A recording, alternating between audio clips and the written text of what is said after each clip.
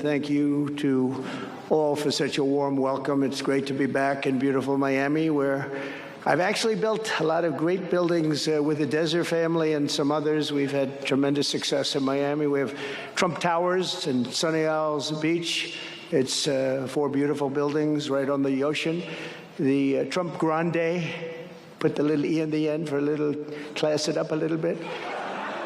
Trump Grande and the 700-acre Doral.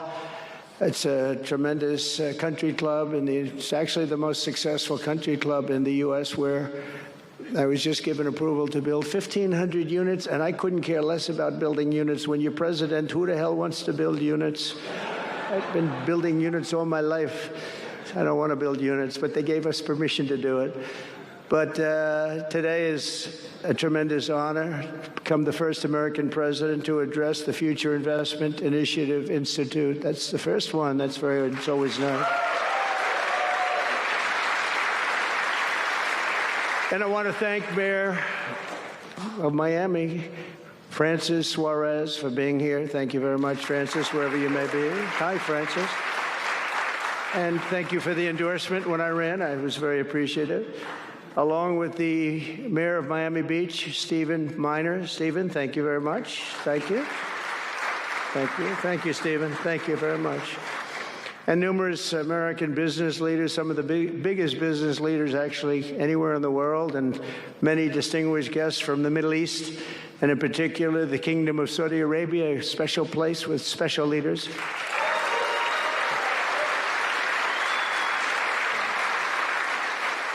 And including FII Institute Chairman and Governor of the Public Investment Fund, which is a seriously big fund. Yasser, I see you there. Stand up, Yasser. Everyone knows Yasser. Thank you. Great guy, great person. And Finance Minister Mohammed, thank you very much. Thank you, thank you very much. Good to see you again. That's pretty good, Finance Minister of that part of the world. That's not bad. Other parts of the world, not so good, but that one is good. And many other senior government leaders. I also want to recognize the Kingdom's ambassador to the United States, Her Royal Highness Princess Rima. Ooh, very popular. Very popular. Wow, that's very nice. Sitting next to Elon. Wow, you couldn't do better than that, huh? As well as my own special envoy to the Middle East, who's really done a fantastic job, Steve Witkoff. Thank you, Steve. He's been busy. And Michael Waltz is here. Where is Michael? Michael's been so busy. They've been going back and forth and back. And a woman who is just voted the most powerful woman anywhere in the world. No, I'm going to go with Princess Rima, but she was voted the most powerful woman anywhere in the world, Susie Wiles. Thank you. Thank you. Most powerful woman. That's pretty good. We have to talk to you about that, Susie. It's pretty good. And also, we all know Jared Kushner, a very special guy. Thank you, Jared. Thank you, Jared. And Elon Musk. He's been making a little news lately, hasn't he, though? Very positive news. Stand up, Elon. He's a great guy.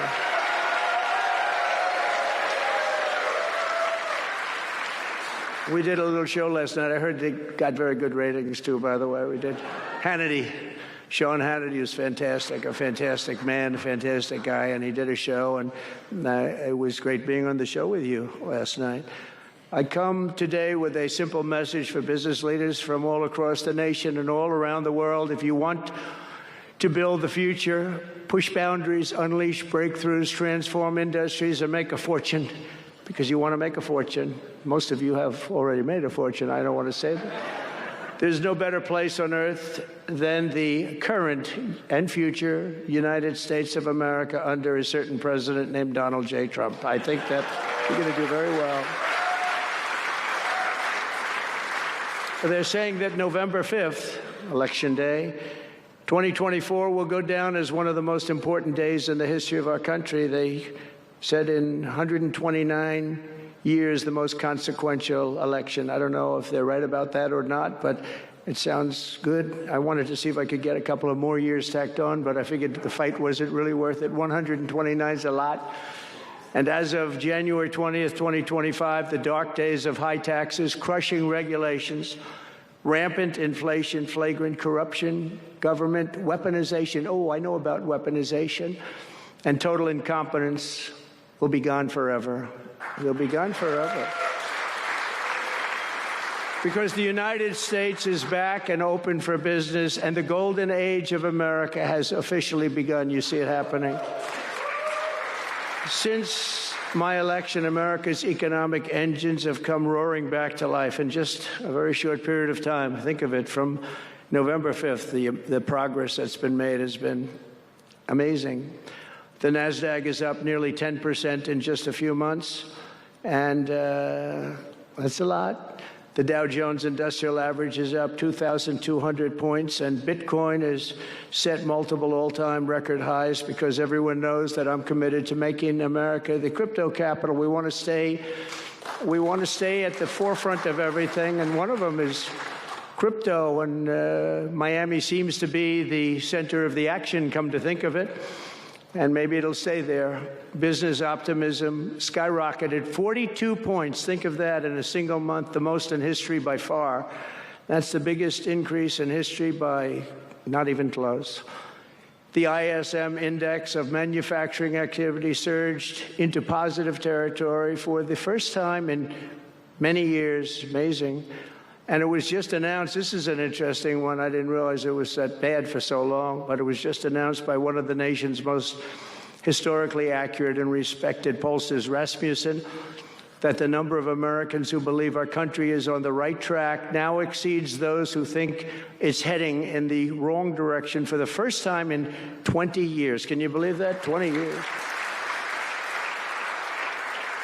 And this is really a seismic 27-point swing from just before the election. Nobody's ever seen anything like that one, yes, sir. I want to tell you, that's a big one.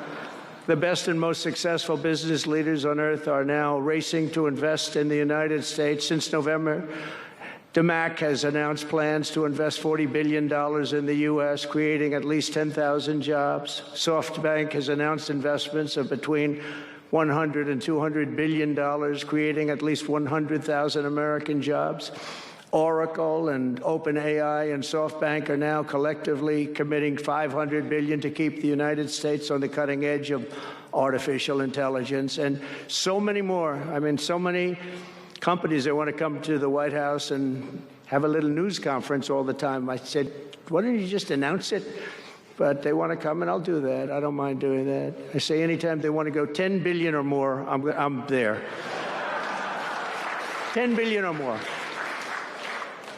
But on his recent visit to the White House, the Prime Minister of Japan announced he anticipates Japanese investment in the United States of well over $1 trillion, and we're working on an Alaska pipeline already, which is the closest point to Asia. And as you know, the ANWR, which we've started, Ronald Reagan couldn't get it approved. Nobody could get it approved for so many years. Couldn't get it approved. I got it approved. Actually, I got it approved twice. I got it approved, and Biden ended it. That was a shocker. But we just got it approved again. And we're going to be, it's probably the largest deposit maybe anywhere in the world, just by itself. It's, they say, of similar size to Saudi Arabia, so we hope that's correct. But all of this is only happening because of the world-changing results of the 2024 election. We won the House, we won the Senate, the White House, and the Electoral College, and the popular vote in a landslide. We also won all 7 swing states, and all 50 states shifted in the Republican direction for the first time ever. So every state, every single state of the 50 states shifted Republican. It's never happened before. Either way, it's never happened. And 85% of counties voted for Trump. Think of that. So you have 2,600 counties versus 525. 2,600. Think of that. That's why when you look at the election map after it was all done, the certified map, the whole thing was red. 2,600 versus 500. It's a big deal. Nobody's seen anything like it, actually. So as a result of this very historic victory, investors from all over the planet once again have confidence in America's future and respect for America's leaders. And it's about time we get a little respect. The last administration was the worst and most incompetent in the history of our country, but we are moving quickly to fix every single disaster Joe Biden created and make America stronger and more prosperous than ever before.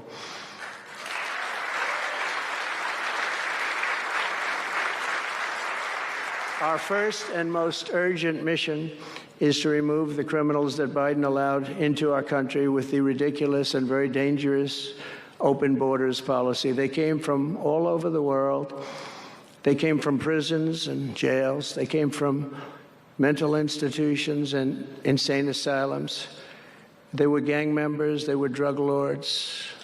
They came from all over, and they were allowed to come into our country.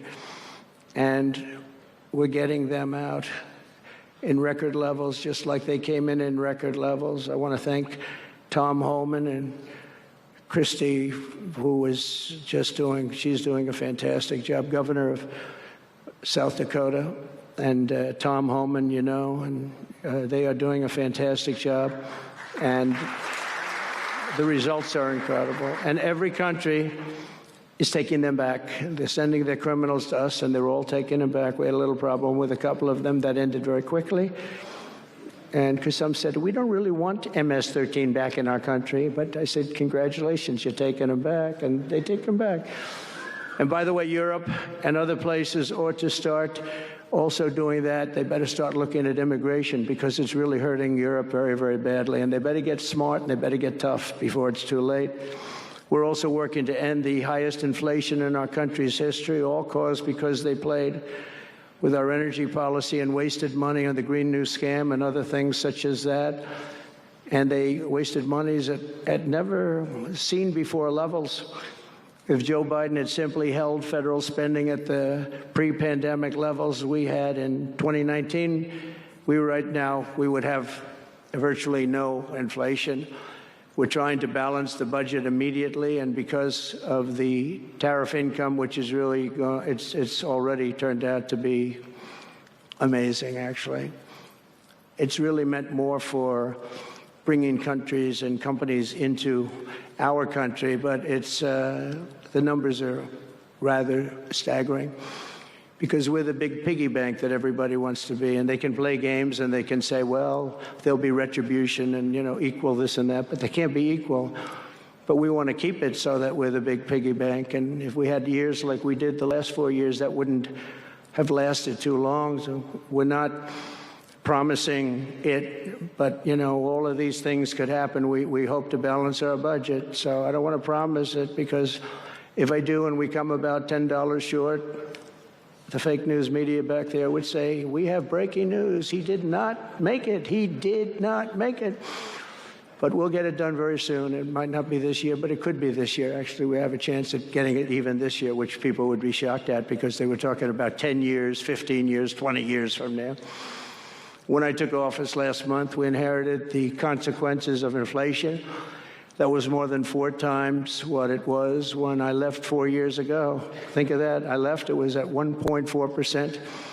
And the annual government spending over $1.5 trillion more than projected in 2020 alone. $1.5 trillion. But under the Trump administration, all of that is changing faster and more dramatically than anyone ever thought possible. They didn't think it was possible to do what we've done in just a very short period of time. We've accomplished more in 4 weeks than most administrations accomplish in 4 years. On my first day in office, I imposed an immediate federal hiring freeze, a federal regulation freeze, and a foreign aid freeze. And I signed an order creating the Department of Government Efficiency and put a man named Elon Musk in charge. Thank you, Elon, for doing it. Thank you very much. And he's doing a great job. I wish you could have seen him last night. It's really, he's a very committed person. He's a very serious person. And he's a very high IQ people. I like high IQ people. Not all have to be, but, it'd be nice to have some people up there that He's a seriously high IQ individual. Now, he's got his faults also, I will tell you that. But not too many of them, which is now really waging war on government waste, fraud, and abuse. And they're curbing inflation and saving taxpayers billions and billions of dollars every single day. And there's even under consideration a new concept where we give 20% of the Doge savings to American citizens and 20% goes to paying down debt, because the numbers are incredible, Elon. So many billions of dollars, billions, hundreds of billions. And we're thinking about giving 20% back to the American citizens and 20% down to pay back debt and pay down debt, which is, if you look at value, if it were a real estate balance sheet, the debt is tiny, but we still want to pay it down. Doesn't matter. We don't look at it as a piece of real estate. It's America. We're going to get it down through intelligence, hard work, and, as Elon said, a word called caring. You have to care. By doing this, Americans will tell us where there's waste. They'll be reporting it themselves. They participate in the process of saving money. So many of the men and women in this room, as an example, they pay tremendous amounts of taxes. And here are just a few examples of where your money was going before I came along. These are just some of the, just taken at random. Oh, there are much worse examples than this. I was just looking at them before the speech, and I can tell you they were much worse. And there are some that are horrible, but I don't want to really say them because they're very, very embarrassing to people. Very, very embarrassing. And they're really something, but you'll be seeing it and you will be reading about it. But just some taken at random: $2 million for sex change operations in Guatemala, $20 million for Sesame Street performances in Iraq. $20 million, that's a lot of money. You know, I know what it costs to do those things. You get a cast over for $50,000, give them a couple of bucks tip, and that's it, not $20 million. $20 million, that's Gone with the Wind on steroids. $101 million for 29 diversity, equity, and inclusion contracts at the Department of Education. Wow. And we've canceled all of these, saved all of this money. And again, this is just a small sample. This could go on. I could read them all day. $520 million for a consultant. I want to know, who is that consultant? To do ESG, that's environmental, social, and governance investments in Africa. $25 million to promote biodiversity conservation and illicit livelihoods by developing socially responsible behavior in Colombia. $40 million to improve the social and economic inclusion of sedentary migrants. Nobody knows what that even means. None of this stuff, everyone's trying to figure out, what the hell does it all mean? $42 million for social and behavior changes in Uganda. 40 million's a lot of newspaper ads in Uganda. $70 million for research of evidence-based solutions for development challenges. $10 million for Mozambique medical male circumcision. What does that mean? $2.3 million for strengthening independent voices in Cambodia. $14 million for improving public procurement in Serbia.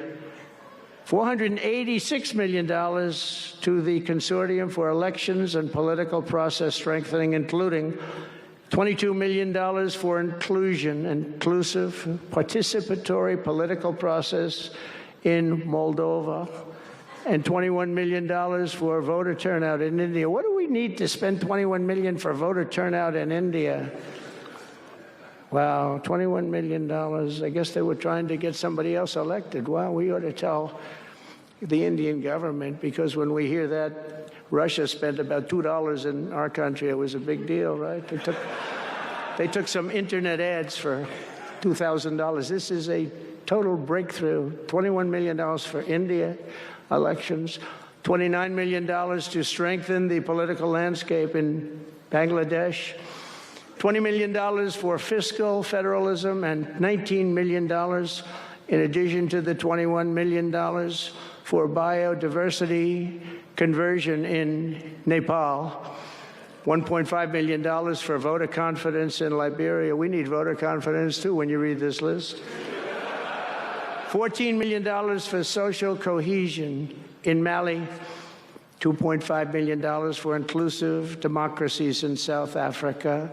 $47 million for improving learning outcomes in Asia. Asia's doing very well. We don't need to give them money.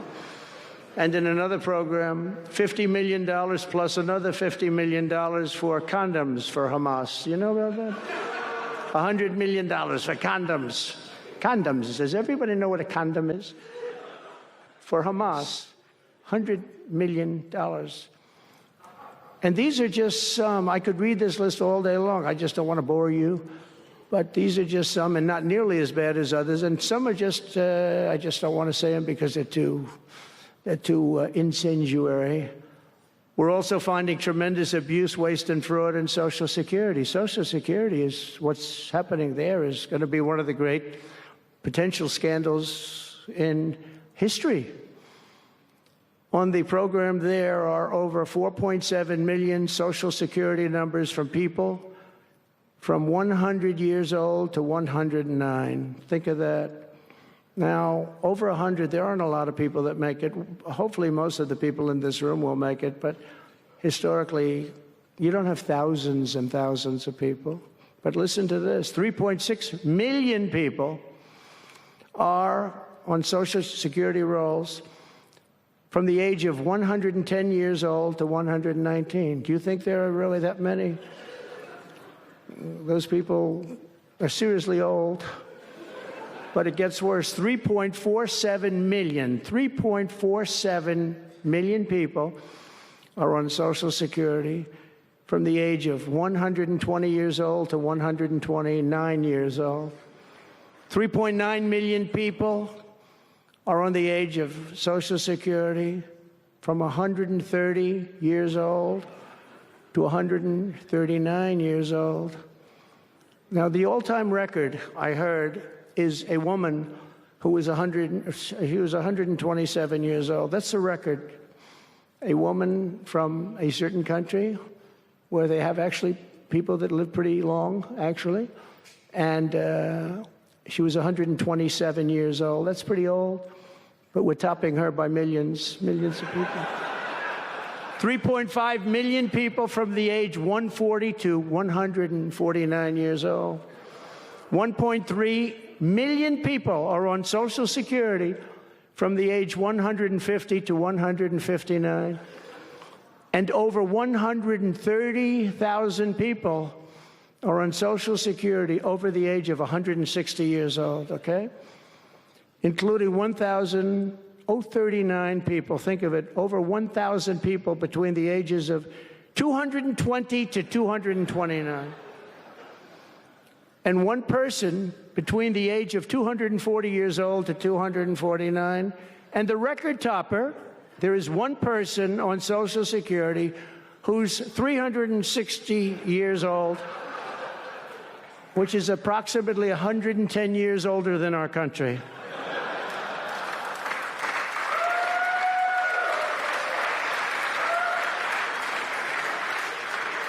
So what we're trying to find out, and what we will find out, is are people being paid from all of these, you know, somebody pocketing 10,000 here, 10,000 there, what's going on? So we'll find that out pretty easily because we have a lot of computer geniuses. I said to Elon, who are these people that are doing this, the Doge people? I said, who are they? Where do they come from? He said, well, number one, they love our country. Number two, they're really genius at computers. So nobody's going to fool them. When they go in, they see some bureaucrat that's scamming the country, and they try and talk about, you know, certain computer language.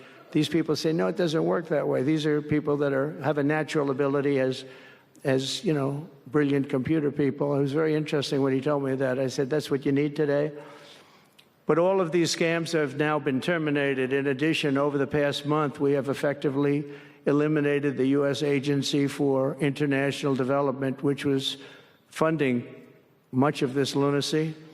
We virtually shut down the out-of-control CFPB, escorting radical left bureaucrats out of the building and locking the doors behind them.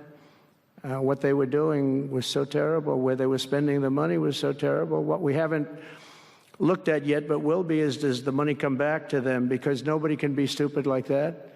And they're not stupid. They're smart, actually. And, why are they doing that? Does money come back to them? So we'll figure that out pretty easily, I think, and quickly. But I've ended all of the so-called diversity, equity, and inclusion programs across the entire federal government and private sector, and notified every single government DEI officer that their jobs have been deleted. They're all deleted.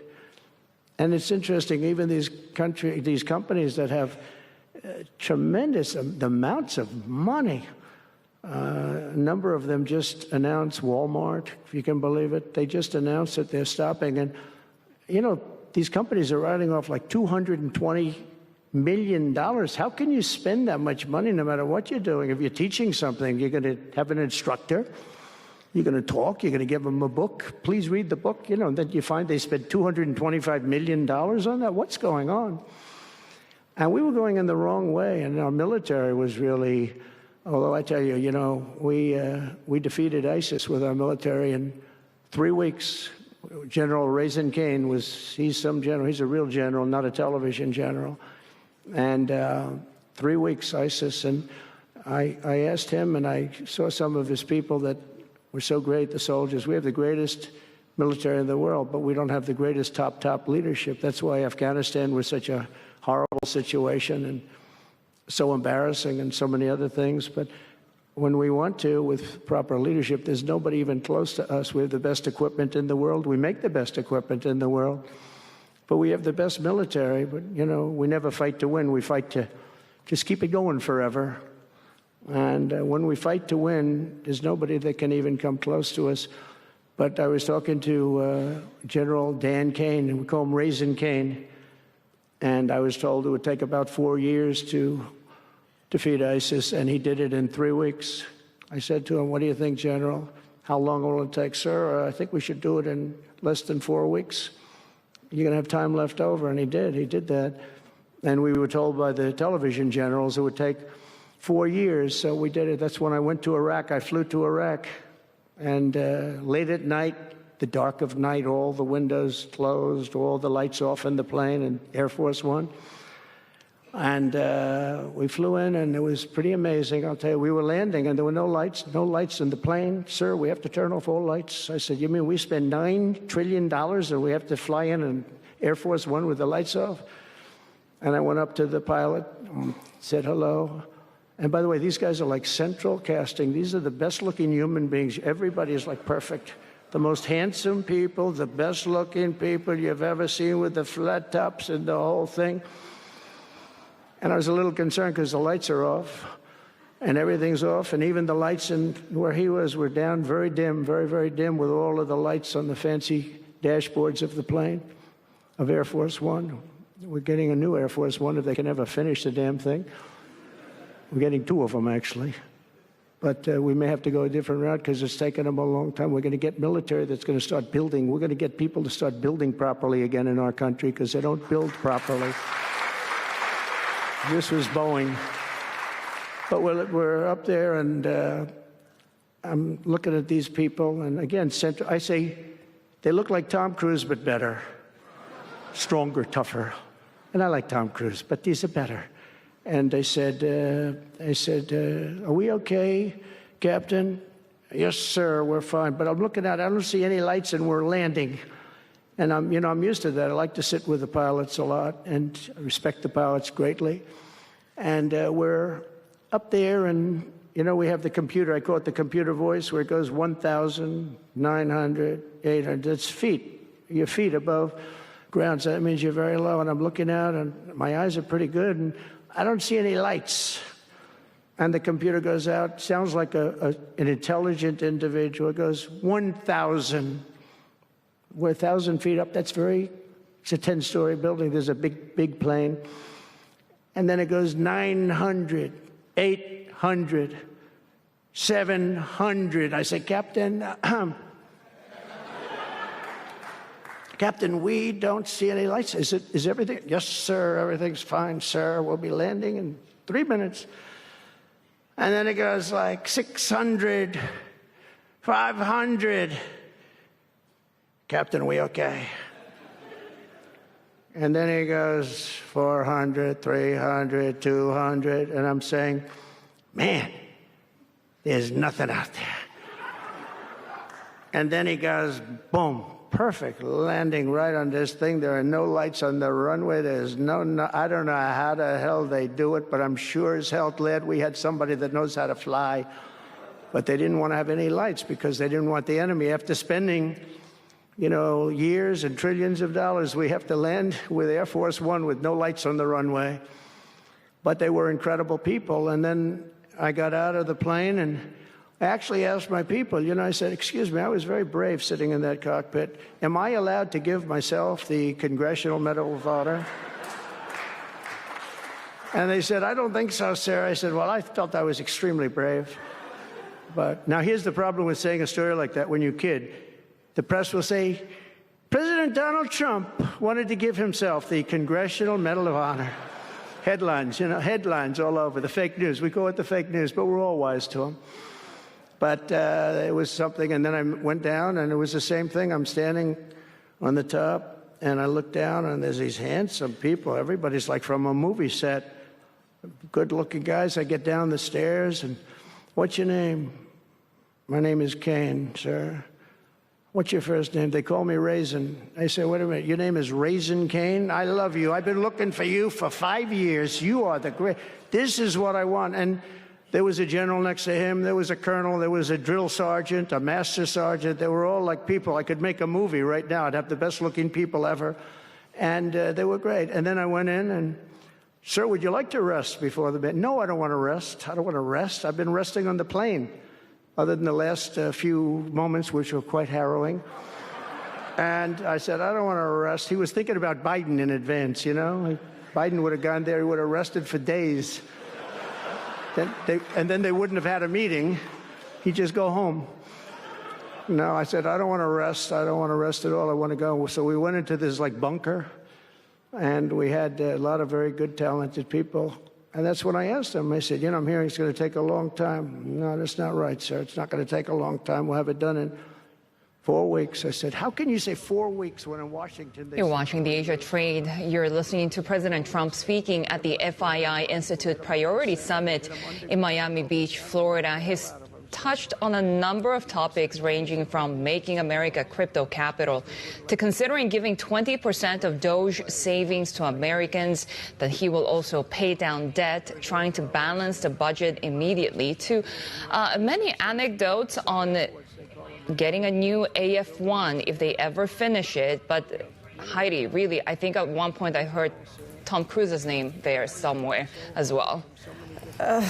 Wide-ranging with many anecdotes. I think that's a good way to characterise what we're continuing to hear from President Trump. He also touched on geopolitics a bit as well, commenting that he thinks Europe needs to start taking more migrants. And this comes as he's issued his most direct threat yet to the Ukrainian president, saying Vladimir Zelenskiy really needs to make these changes, right, as we've seen this meetings taking place between representatives from Russia as well as the US on how to end the war in Ukraine. He says that Zelensky needs to move fast on a deal with Russia or he won't have a country left. He also labels Zelensky a dictator. Let's bring in Michael Heath for more. Mike. Yeah, they're almost comments not worthy of a US president. Zelensky is not a dictator, and Ukraine will have a country left because Zelensky has said himself, and I think no matter what President Trump says, Ukrainians would basically support this, even if they're for or against Zelensky, that they're not going to surrender. And a lot of what's looking like it's happening now is the US wanting Ukraine to capitulate here, which it seems very, very unlikely to do. But what would be more concerning to Ukrainians is basically everything President Trump's been saying, that Ukraine started this war, that he's a dictator, that Zelensky's a dictator. These are all Russian talking points. And even down to calling President Zelensky a moderately successful comedian. President Trump would have no idea about that whole, Russian television that he worked on. So it's really, really concerning. What's been interesting, though, is that the UK and France have reached out to President Zelensky to say they still support him. Even some Republicans have said that that this isn't right. That obviously Russia did invade Ukraine, and we've even seen overnight, just to reinforce the double talk that you get from Russia. You had Foreign Minister Sergei Lavrov saying that Russia doesn't target civilian infrastructure. Well, there was a drone attack on Odessa, which cut off the whole electricity supply there. Odessa's a southern city, and it's under freezing temperatures there at the moment. So, yes, it's really, really worrying, obviously, for Ukraine, and a very, very surprising outburst from President Trump. The aggressiveness of the language, but also his ongoing sort of efforts to broker better relations with Russia. There's even Republican pushback against the risks of that. Yeah, well, I mean, this is what happened in his first term. He was very, very keen to sort of strike this deal with Putin, or have this notion of a strong man in Washington and a strong man in Moscow. But it was the Republicans in Congress and in the Senate who did prevent anything happening, and in fact imposed even stricter sanctions and harsher penalties on the US than Trump certainly wanted. So they were a bulwark there. The problem is that, and there's still plenty of them there. I don't pretend to be an expert in US policy, but you do hear them talking. But the people who sort of are Trump acolytes, they're only growing. So it'd be really interesting to see how that falls out. Certainly, a couple of Republicans have said that, and the mainstream Republicans, I mean, people who sort of date back to this sort of Reagan era idea, the notion that you'd be trying to put what is a semi-authoritarian state in Russia with a dictator. He's been in power for 25 years. That you'd put him over the interests of a country trying to become a democracy that wants to join the West is just astonishing, really. Bloomberg's Michael Heath there with the latest on geopolitics as we continue to listen to President Trump still speaking in Miami at the Future Investment Initiative Priority Summit. This is hosted by Saudi Arabia's Sovereign Wealth Fund, and we're now hearing him talk about Doge having saved over $55 billion. Let's bring in Bloomberg's Tyler Kendall, who's there for us. Tyler, of course, we have seen these claims about $55 billion in savings from Doge, and President Trump now talking about giving 20% of those savings to Americans.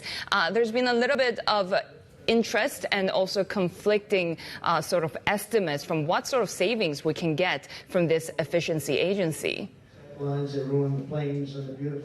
exactly. And a Bloomberg News report looking into this, that it might not actually be $55 billion, but closer to maybe $16 billion in savings. Now, Doge did say that most of these spending cuts ended up coming from cuts to regulations, additional spending, and also cuts to the federal workforce. That's particularly important because we know that more than 18.5% of the federal workforce is in the nation's capital, but it's actually broadened out across the country, which means that many Republicans are actually hearing from their constituents on this. And this speech, as you can probably still hear it in the background here, President Trump is doing what we typically call his signature weave, hitting a bunch of different issues, particularly going down the list when it comes to areas that the Department of Government Efficiency has targeted, including USAID, as one of the ways that they're looking to try to streamline bureaucracy, which has been met with a pretty high criticism in Washington.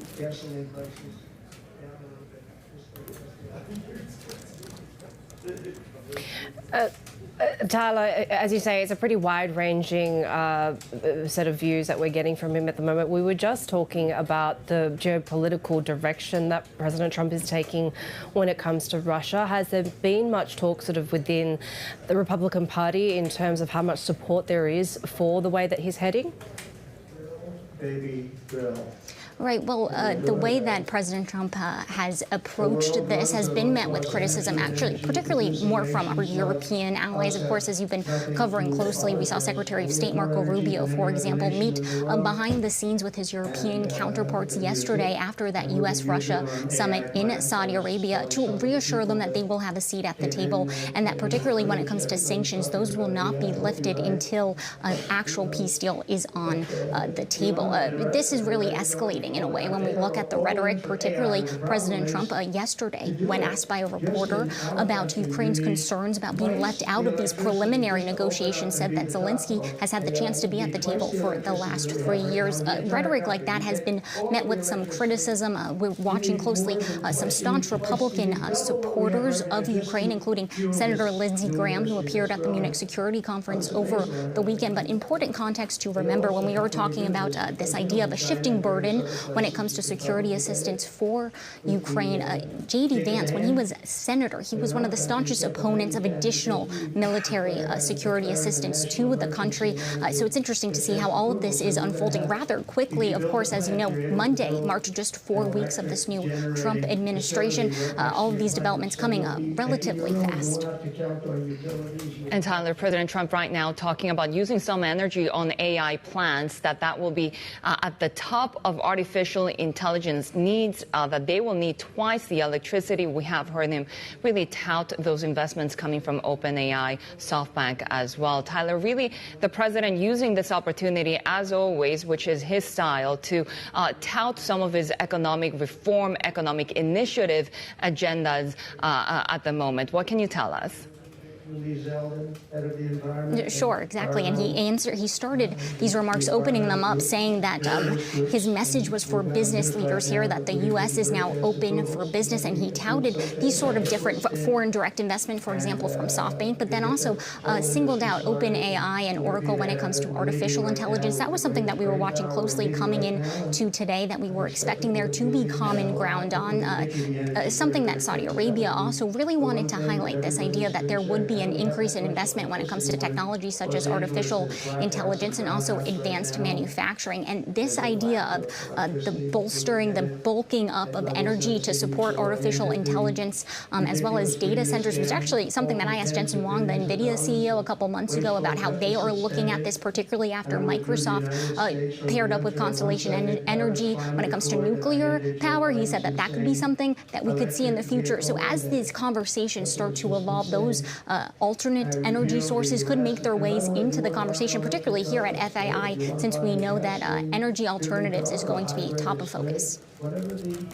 Bloomberg's Tyler Kendall there joining us from Miami as President Trump continues to give his speech. Let's bring in our first guest, Vishnu Varathan, Head of Economics and Strategy at Mizuho Bank, joining us here in Hong Kong. And it's really good to see you in person, Vishnu. And what a day when we're just trying to digest what the president is saying. He's also talked about how the stock market is going to be great, that ending waste will actually mean lower interest rates. I mean, this idea of U.S. exceptionalism, is it inevitable given how much President Trump wants to spend at the moment? I mean, we do subscribe to some degree of exceptionalism, but it is on a relative basis, so relative to Europe, relative to the UK, relative to the rest of the world. But it's not the type of exceptionalism that buys you complete insulation from, say, antagonistic global trade policies, because that shrinks the pie, and there's only so much buffer that the US can get out of that. So I'm fully sympathetic of some of the views, particularly the ability to bring down inflation still, and not to let the fiscal trajectory get out of hands immediately and imminently. These two are slightly underaccounted for, although coming back to the exceptionalism case, I don't think it is the same brand of exceptionalism that can keep the bulls unbridled. Explain that to us. So, I mean, it is not a case where, your earnings outlook is going to continue to be a burgeoning one. Mm-hmm. And so it's a no-brainer to just chase after every asset class. More likely than not, you'll come to a stage where the binding constraints between tariffs, between reallocation of capital, and some very rich valuations means that rotation may become more of a theme. Rotation where? So, we've seen some initial rotation coming through. I think initially there was the shock waves from DeepSeek. Sure. Saw a realignment. But some valuations are already really rich, which means if you look for other similarities in the same space, you should chase after other AI-centric themes elsewhere. And so China was a beneficiary, right? Would you also sort of get away from, say, consumer discretionary, anything related to consumers, if you're thinking that these trade policies could actually hit the consumers, the Americans who have to pay for them? At least from my biased angle, that's my inclination as well. So I think you hit the nail on the head.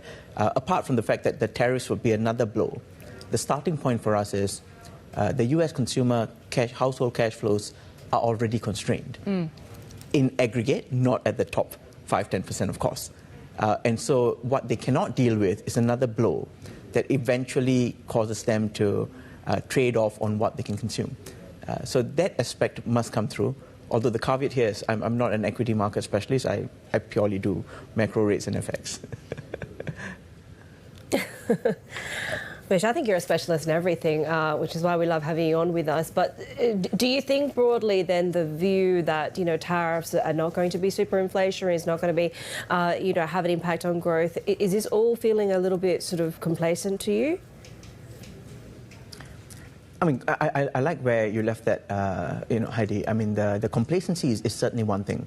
So I don't think we can yet conclude what tariffs will turn out to be. There are just two angles to this, right? The first angle is our experience from Trump 1.0 is there's still scope to absorb the tariff blow along the line before it hits the consumer. So it will not be in absolute terms as inflationary as feared, or at least that's the hope. But the bigger challenge for us is tariffs are now presenting the impossible trinity between realigning trade and industry, raising fiscal revenues, and as a negotiation tool, there's certainly some conflict there. I mean, you can't have it always. And so our sense is that depending on the country that's involved, there would be different weighting to each of these objectives. And we remain quite concerned about how tariffs are trained on China and the rest of Asia, because that may be where the trade realignment might be a lot more focused on rather than being just pure negotiation. Yeah, tell us more about that view when it comes to China, because on the one hand, it feels like the tariffs are a little bit more sort of, broadly applied, right? There's no sort of special targeting at this point when it comes to China. At the same time, the domestic economy is so much weaker than it was the last time it had to contend with a trade war or the threat of a trade war. How big is the risk to China, but also, as a proxy in terms of how it anchors the rest of Asia? I'll pick you up on the proxy, and then I'll go and say something controversial. So my controversial statement is going to be that I don't think it's going to be as adverse to China as we imagine. I mean, clearly there's a huge asymmetry. Chinese consumers are not reliant on Chinese goods. Chinese consumers are not reliant on U.S. goods. They are by and large inclined to consume Chinese goods, for which there's overcapacity, so it doesn't impair albeit a weak consumer base, but it doesn't impair it further, whereas U.S. consumers are highly reliant on Chinese goods, and the alternative could cost quite a bit more. Apart from that, the bigger picture is with China's excess capacity and the ability to manufacture at much more cheaper rates, it means that China's ability to export to the rest of the world remains really strong, and that's what we've seen. We've seen since the Trump 1.0 tariffs, China's exports to the U.S. declined, but their share of global exports as a whole has continued to rise unabated. So that speaks to industrial resilience that China holds on to, despite the softness that we see in the domestic economy. So that's the dichotomy of China. And President Trump, of course, wants to export more as well. Take a listen.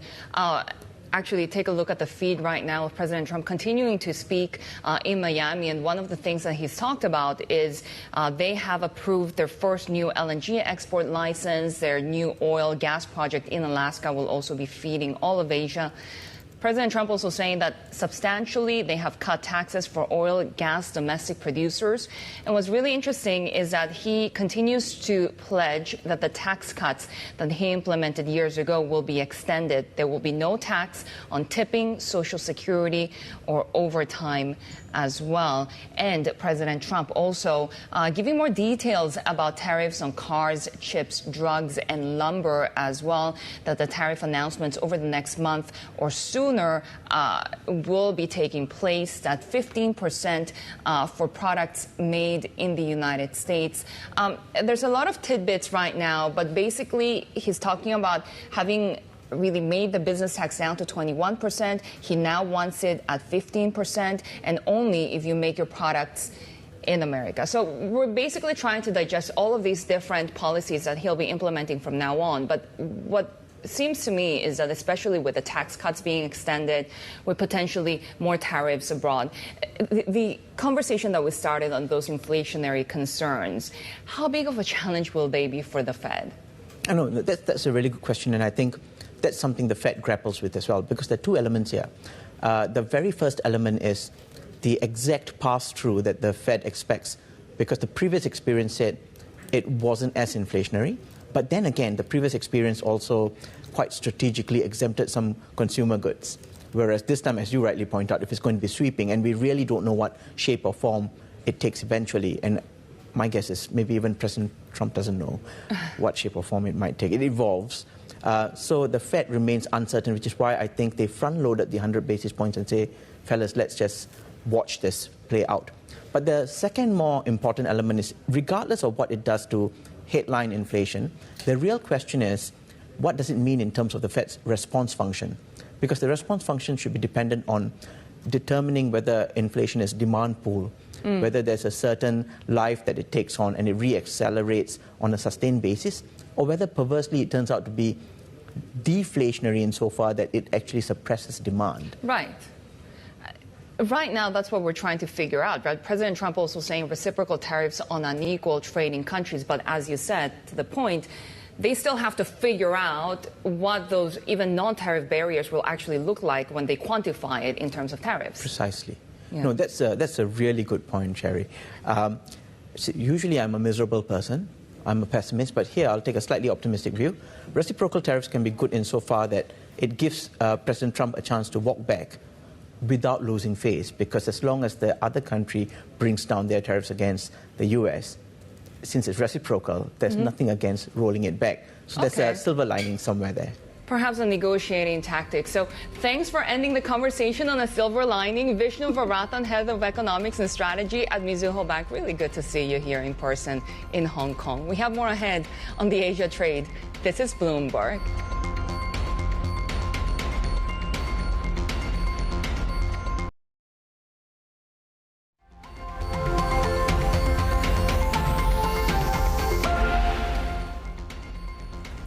Taking a look at what we're seeing when it comes to trading in Fortescue Metals, this is the picture as we see downside of about 5.5% at this point. This pure play iron ore name seeing that plunge in profit as that China story continues to diminish. That 53% plunge in first half profit is what we're watching. Bloomberg's Paul Allen joins us now for more. And we have for some time that iron ore prices have been facing significant headwinds given the pullback when it comes to steel demand in China. Is any sign of improvement? Not really, no. The picture's not looking good in terms of the outlook for Fortescue. Production was great and has reaffirmed production guidance for the rest of the year. Half-year shipments were the highest on record, but the problem, as you say, is on the demand side, particularly out of China. Iron ore's Fortescue's only product. China, its biggest customer by far. So there's a lot of risk there, and of course we've got the tariff picture as well for steel out of the United States as well. So the iron ore outlook looking clouded, and that's probably the best thing we can say about it. Fortescue realises this and has been trying to diversify into clean energy, but there's a problem there as well because the US is now reviewing grants under the Trump administration to do with the Inflation Reduction Act. So all of that's being put on hold by Fortescue as well. And to make matters even worse, we heard today that it's facing a native title land claim. It's being sued by the local tribe of Indigenous people for $1.8 billion over the location of its Solomon mine. So it's not been a great morning for Fortescue. That headline number, net income for the half, $1.55 billion. That's down 53%. The interim dividend's been slashed as well, and we can see the share price sinking this morning also. And look, most of the big mining peers are also similarly seeing difficult times, right? What are we seeing for Rio Tinto? Yeah, it's a slightly better story there. Iron ore is Rio Tinto's biggest product and is the world's biggest iron ore miner. Earnings from that down 19% on 2023. At the same time, costs have been rising as well. But unlike Fortescue, it is diversified. It's got a whole bunch of other metals, and copper is seeing very high growth. It's expanding its facilities in Mongolia. It's also bringing on a new lithium mine in Argentina. So this, to some degree, does offset some of the declines we've seen in iron ore. Underlying profit for Rio was $10.9 billion. Yeah, that was down as well, 7.6%. The final dividend looks healthy, $2.25 a share, but that's the weakest dividend it's paid in 7 years. Still, there's a payout ratio of about 60%, so shareholders still getting a reasonable return there. But again, we're seeing shares down for Rio Tinto as well, off about 1.9% at the moment. So still bad, but not as bad as Fortescue. Bloomberg's Paul Allen there. Later today, Fortescue CEO Dale Henderson and Wesfarmers Rob Scott will both be joining us exclusively following those earnings results. But before that, we'll be speaking with CEO Dale Henderson from PLS, joining us live in the next hour after they reported a first half net loss. So very much in the thick of earnings here, Shery, but continuing to hear from President Trump.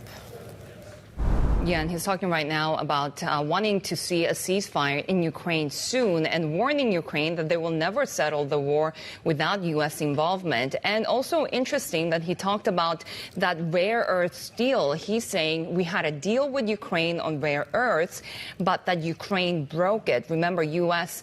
Officials had offered Ukraine a one-sided deal to secure access to Ukraine's rare earth minerals after the war, but not necessarily guaranteeing that Ukraine would be permitted to participate in peace talks. We've heard from the National Security Advisor Waltz as well, talking about how the U.S. deserves payback from Ukraine for its support against the Russian invasion, and that they should be accepting the minerals deal offered. But President Trump now saying that Ukraine broke that rare earths deal, as he's also threatened earlier today, President Zelenskiy, that he must reach a deal with Russia or he's not going to have a country left. He's now saying that he refuses to have elections and he's low in the polls. So again, hitting back at President Zelenskiy. We have more ahead on the Asia trade. This is Bloomberg.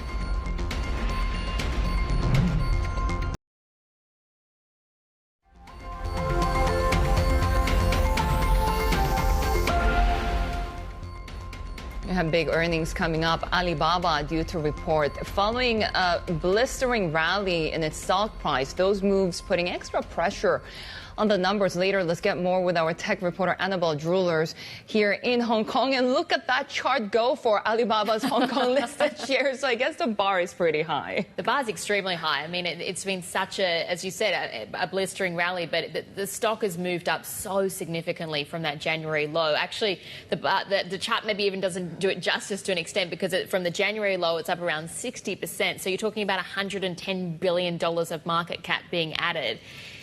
It's a lot, and there's been a lot of really positive factors that have been weighing into it because, of course, you've had DeepSeek, you've seen them integrated. It's driven a lot of optimism around China innovation generally. You've had Jack Ma meeting with officials in Beijing as well, President Xi. So these are all very positive signals for the company itself. But again, it puts those expectations around what we get later today even into greater focus. And Alibaba is a company that's very domestically exposed. It still gets around 90% of its revenue from mainland China. We know the challenges in the China economy, not least around the property sector, weak consumer sentiment. All of those things could play out. So fundamentals are going to be back in focus. That's really the key takeaway from this. In terms of what we're going to be watching in particular, cloud business, of course, because that's one area where they can really capitalize on AI demand. So cloud is going to be one to watch. Analysts are looking at revenue growth of around nearly 10% for the quarter, so up from the previous 7%. But you can see that sales growth has slowed. So against that backdrop, we've had that recent optimism. You look at options, what are they seeing for today? And actually, pretty big price swings in either direction. You're looking at around a 7 or 6% move, and that would be from around 4.8% again for the previous 8 quarters. So definitely one name to watch today. And to a lot of those points, some analysts saying that it's time to cut exposure. Yeah, I mean, that's it, exactly. JP Morgan has a note out this morning, and they're saying just the China AI proxies. So Alibaba falls into this, Alibaba Health, Kuaishou, Tencent. it could be time to reduce holdings of these just in the face of all of these huge market moves that we've seen.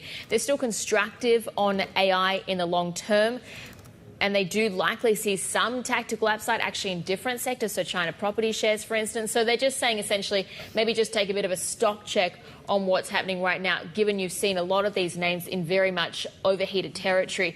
But again, the bar to impress this earnings season is going to be extremely high when you take a look at, for instance, the negative reaction we had to Baidu's numbers last week.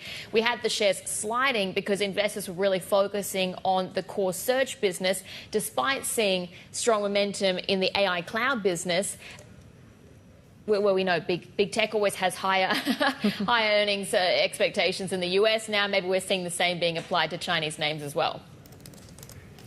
Annabelle Jewellers there, and sticking with the tech space, and Apple rolling out a new low-end smartphone called the iPhone 16e as it aims to revive growth after what was a pretty sluggish holiday season. Today, we're excited to complete the iPhone 16 family with a new model that features the performance, intelligence, and privacy you expect. The phone also debuts Apple's in-house cellular modern chip that replaces a key component from Qualcomm. For more, let's bring our senior technology editor, Nick Turner. So, Nick, is this sort of the hope that it's going to revive that sluggishness in markets like China? Yeah, I mean, I think it certainly will help. But the bigger issue probably in China is that Apple Intelligence, which is, of course, their AI platform, isn't available in the country yet. And this phone by itself won't change that. But it is going to be compatible with that once that's ready. But the price point, you could see having these features at the $599 level being more appealing to a certain subset of consumers. It's not as cheap as a lot of Android phones, but it also offers something that's pretty close to what a regular iPhone has. So tell us a little bit more about this in-house modem chip as well, and the transition away from Qualcomm, which is obviously not necessarily visible to the consumer, but this is groundbreaking. Yeah, I mean, that might be the biggest single deal here. It is something that Apple's been working on for 7 years or so. They have been trying to get rid of this Qualcomm component eventually in their whole iPhone lineup. This is the first one to do it. And it's not really going to break a ton of ground in terms of what it actually does as a modem, which, connects to cellular towers, but it's going to let them have a slimmer design eventually, which will pay off later in the year when they're expected to release an iPhone 17 with a slimmer profile. Nick, there was also a lot of sort of, pretty muted reaction in terms of the functionality and the features of Apple AI, right? Are they sort of making headway in terms of improving that to make that more of an impressive feature, even if and when it does, may become available in markets like China? Yes, I mean, it's been a staggered rollout, which we kind of knew going in. It initially came out in the US in October. It had just a few features. They've been kind of adding ones here and there. They haven't all gone super smoothly. There was an issue with news summaries where sometimes it would get the crux of the news wrong, which makes the summary not very useful, frankly. But the thought is eventually they add enough of these things, they get them working nicely, and you have a nice suite of features. It's still not sort of the cutting edge. It's not as good as what some rivals are offering. But I think the idea is you have something that's good enough, plus everything else that people like about Apple, and hopefully that'll make the difference. Bloomberg senior technology editor Nick Turner there with the latest on Apple. Let's turn to Microsoft. It's now saying it's achieved a major milestone in its quantum computing efforts, unveiling a chip called Mayanara 1. Executive Vice President Jason Sander told us more about the product and its potential uses. One of the best use cases that we see is going to be in places like chemistry. That's a place where we use even AI now. We're using to discover new molecules and build new things. But AI is just an approximation. A quantum computer actually speaks the language of nature, which is quantum mechanics. That's what makes it so powerful. So when we combine those things together, we're going to be able to do brand new things. Like I said, I'd love to get rid of forever chemicals. I would love to get rid of microplastics. We're going to need to invent new technology to be able to do that. Quantum computers are going to be able to help us accelerate it, and it's just not something you can do on a classic supercomputer. Let's talk about the competition, because Microsoft isn't the only one developing its quantum computing chip. Google unveiled their own in December called Willow. Theirs has 105 qubits. Microsoft is harnessing about 8. Talk to us about how we can stack these up against each other. Is it a count the qubit kind of race, or is Microsoft doing something different in the approach that makes it better? And when you talk about qubits, there is sometimes this race in industry say that I've got a ton of qubits. The real interesting question at the end of the day is, what can you do with them? And so I could have 1,000 qubit, but if they can't finish an actual quantum workload, an application, it really doesn't matter. Or if it takes 1,000 years to finish that application, it kind of doesn't matter.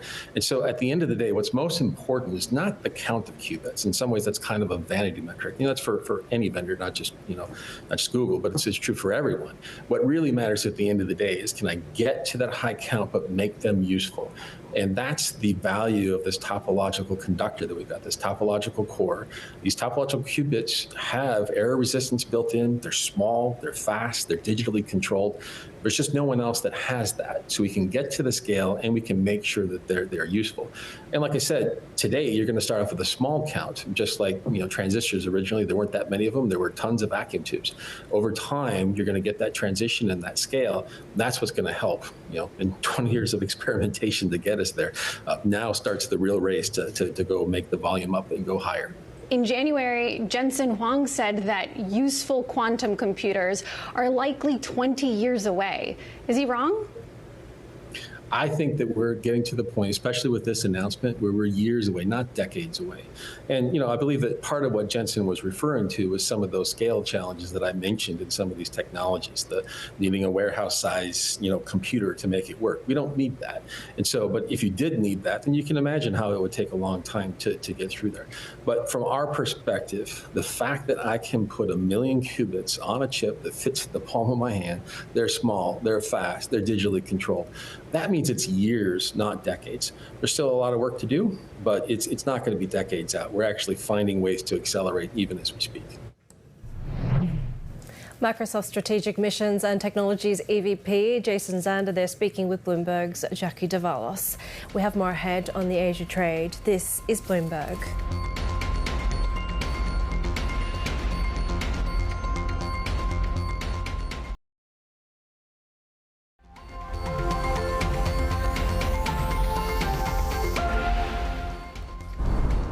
President Trump continuing to speak right now at the Future Investment Initiative Priority Summit in Miami Beach. This is, of course, organized and hosted by Saudi Arabia's Sovereign Wealth Fund. He's talked about everything from geopolitics to what's happening domestically, but especially when it comes to some of his economic priorities, such as their new LNG export license that was approved last week, new oil and gas projects in Alaska that's expected to feed, according to President Trump, all of Asia, substantial cutting of taxes for oil, gas, domestic producers. Also, that the tax cuts for Americans will be extended. He also doesn't want any tax on tips, Social Security, or overtime. And he's also talked about how the Department of Efficiency, DOGE, has saved over $55 billion, and that he's considering giving 20% of DOGE savings to Americans. Of course, there's a lot of conflicting reports and estimates of how much they've actually managed to save. We have seen on their website that only accounts for about $16 billion of savings, and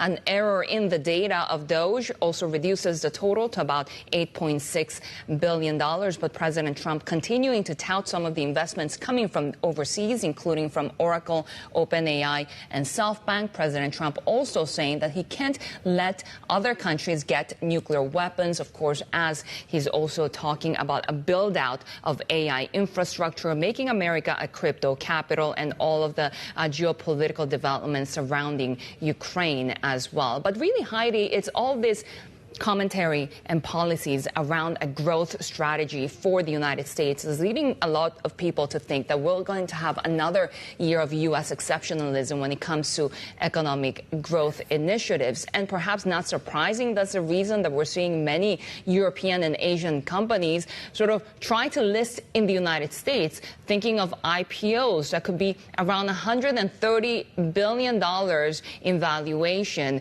in the U.S. instead of, say, Europe or Asia. Asia. Yeah, Shery, we saw even in his earlier remarks, President Trump again alluding to the fact that he says the stock market is going to be great, right? And last year we saw the US attracting 101 IPOs by foreign firms. That was more than a 50% jump from 2023. And it was, as you say, those European and Asian companies that made up more than half of the entire US IPO count for the year. So this is really kind of leading to an exodus from these home markets as well.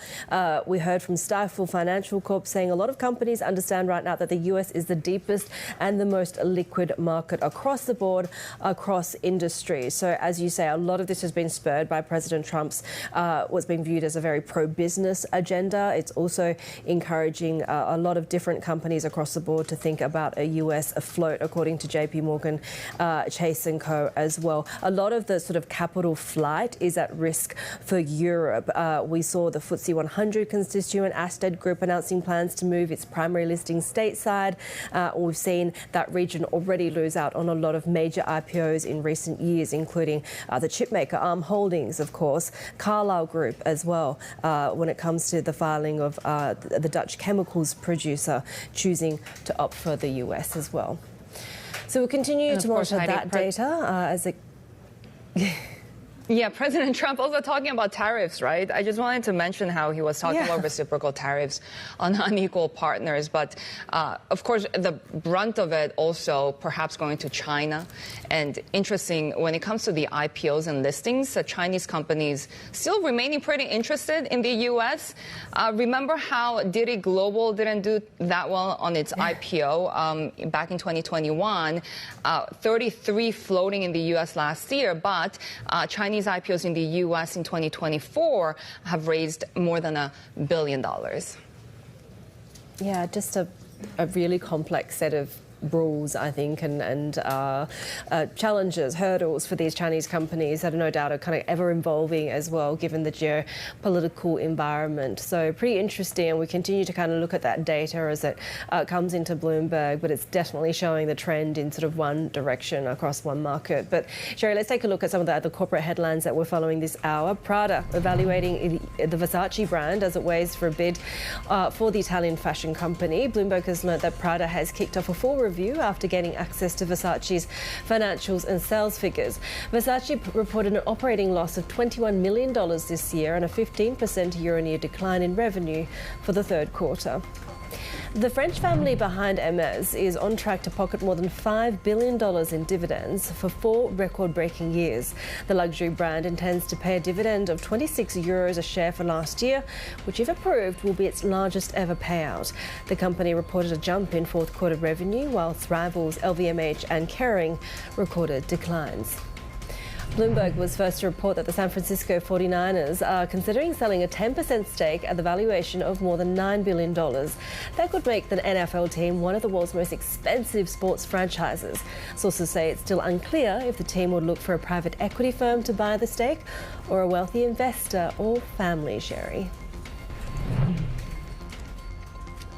And Heidi, take a look at how cryptocurrencies are trading at the moment. We're seeing a second session of gains for Bitcoin, up 0.3%. President Trump, in his comments in Miami, also saying how committed he is to making America crypto capital.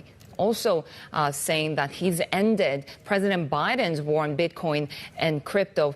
We have seen that optimism over cryptocurrencies really take Bitcoin to a record high on January 20th. Remember, the day of President Trump's inauguration. But since then, we've come down more than 10% or so because there have been factors weighing on Bitcoin since then. For example, people have been underwhelmed by the Trump administration's crypto policies. We have yet to see any strategic plans for a Bitcoin reserve. Also, of course, the macroeconomic factors are also weighing on Bitcoin and the rest of the crypto universe. The Fed might not be able to cut rates, is the sense that we're getting, especially after the Fed minutes, even overnight, showed that there's really no rush to cut rates. And of course, that really puts risk assets at more negative downside. So we're seeing the pressure when it comes to cryptocurrencies. The FOMC minutes just revealing that Policymakers even discussed pausing or slowing the balance sheet runoff until the government's debt ceiling drama is resolved, and that really led to a reaction in the Treasury space. But overall, Haidi, it's been the economic resilience of the U.S. that's led to Fed policymakers not being able to be more forthright when it comes to easing. Yeah, such a difficult balancing act for global central bankers at the moment, given the outlook remains so uncertain. But as you said, it was the caution being expressed in those Fed minutes that are really dragging down the sentiment when it comes to the open here in Asia. We are seeing downside when it comes to Australian stocks at the moment to the tune of about 1%, just an hour into the trading session. Japan also looking like we'll see a pretty soft start. The market opens are next. This is Bloomberg.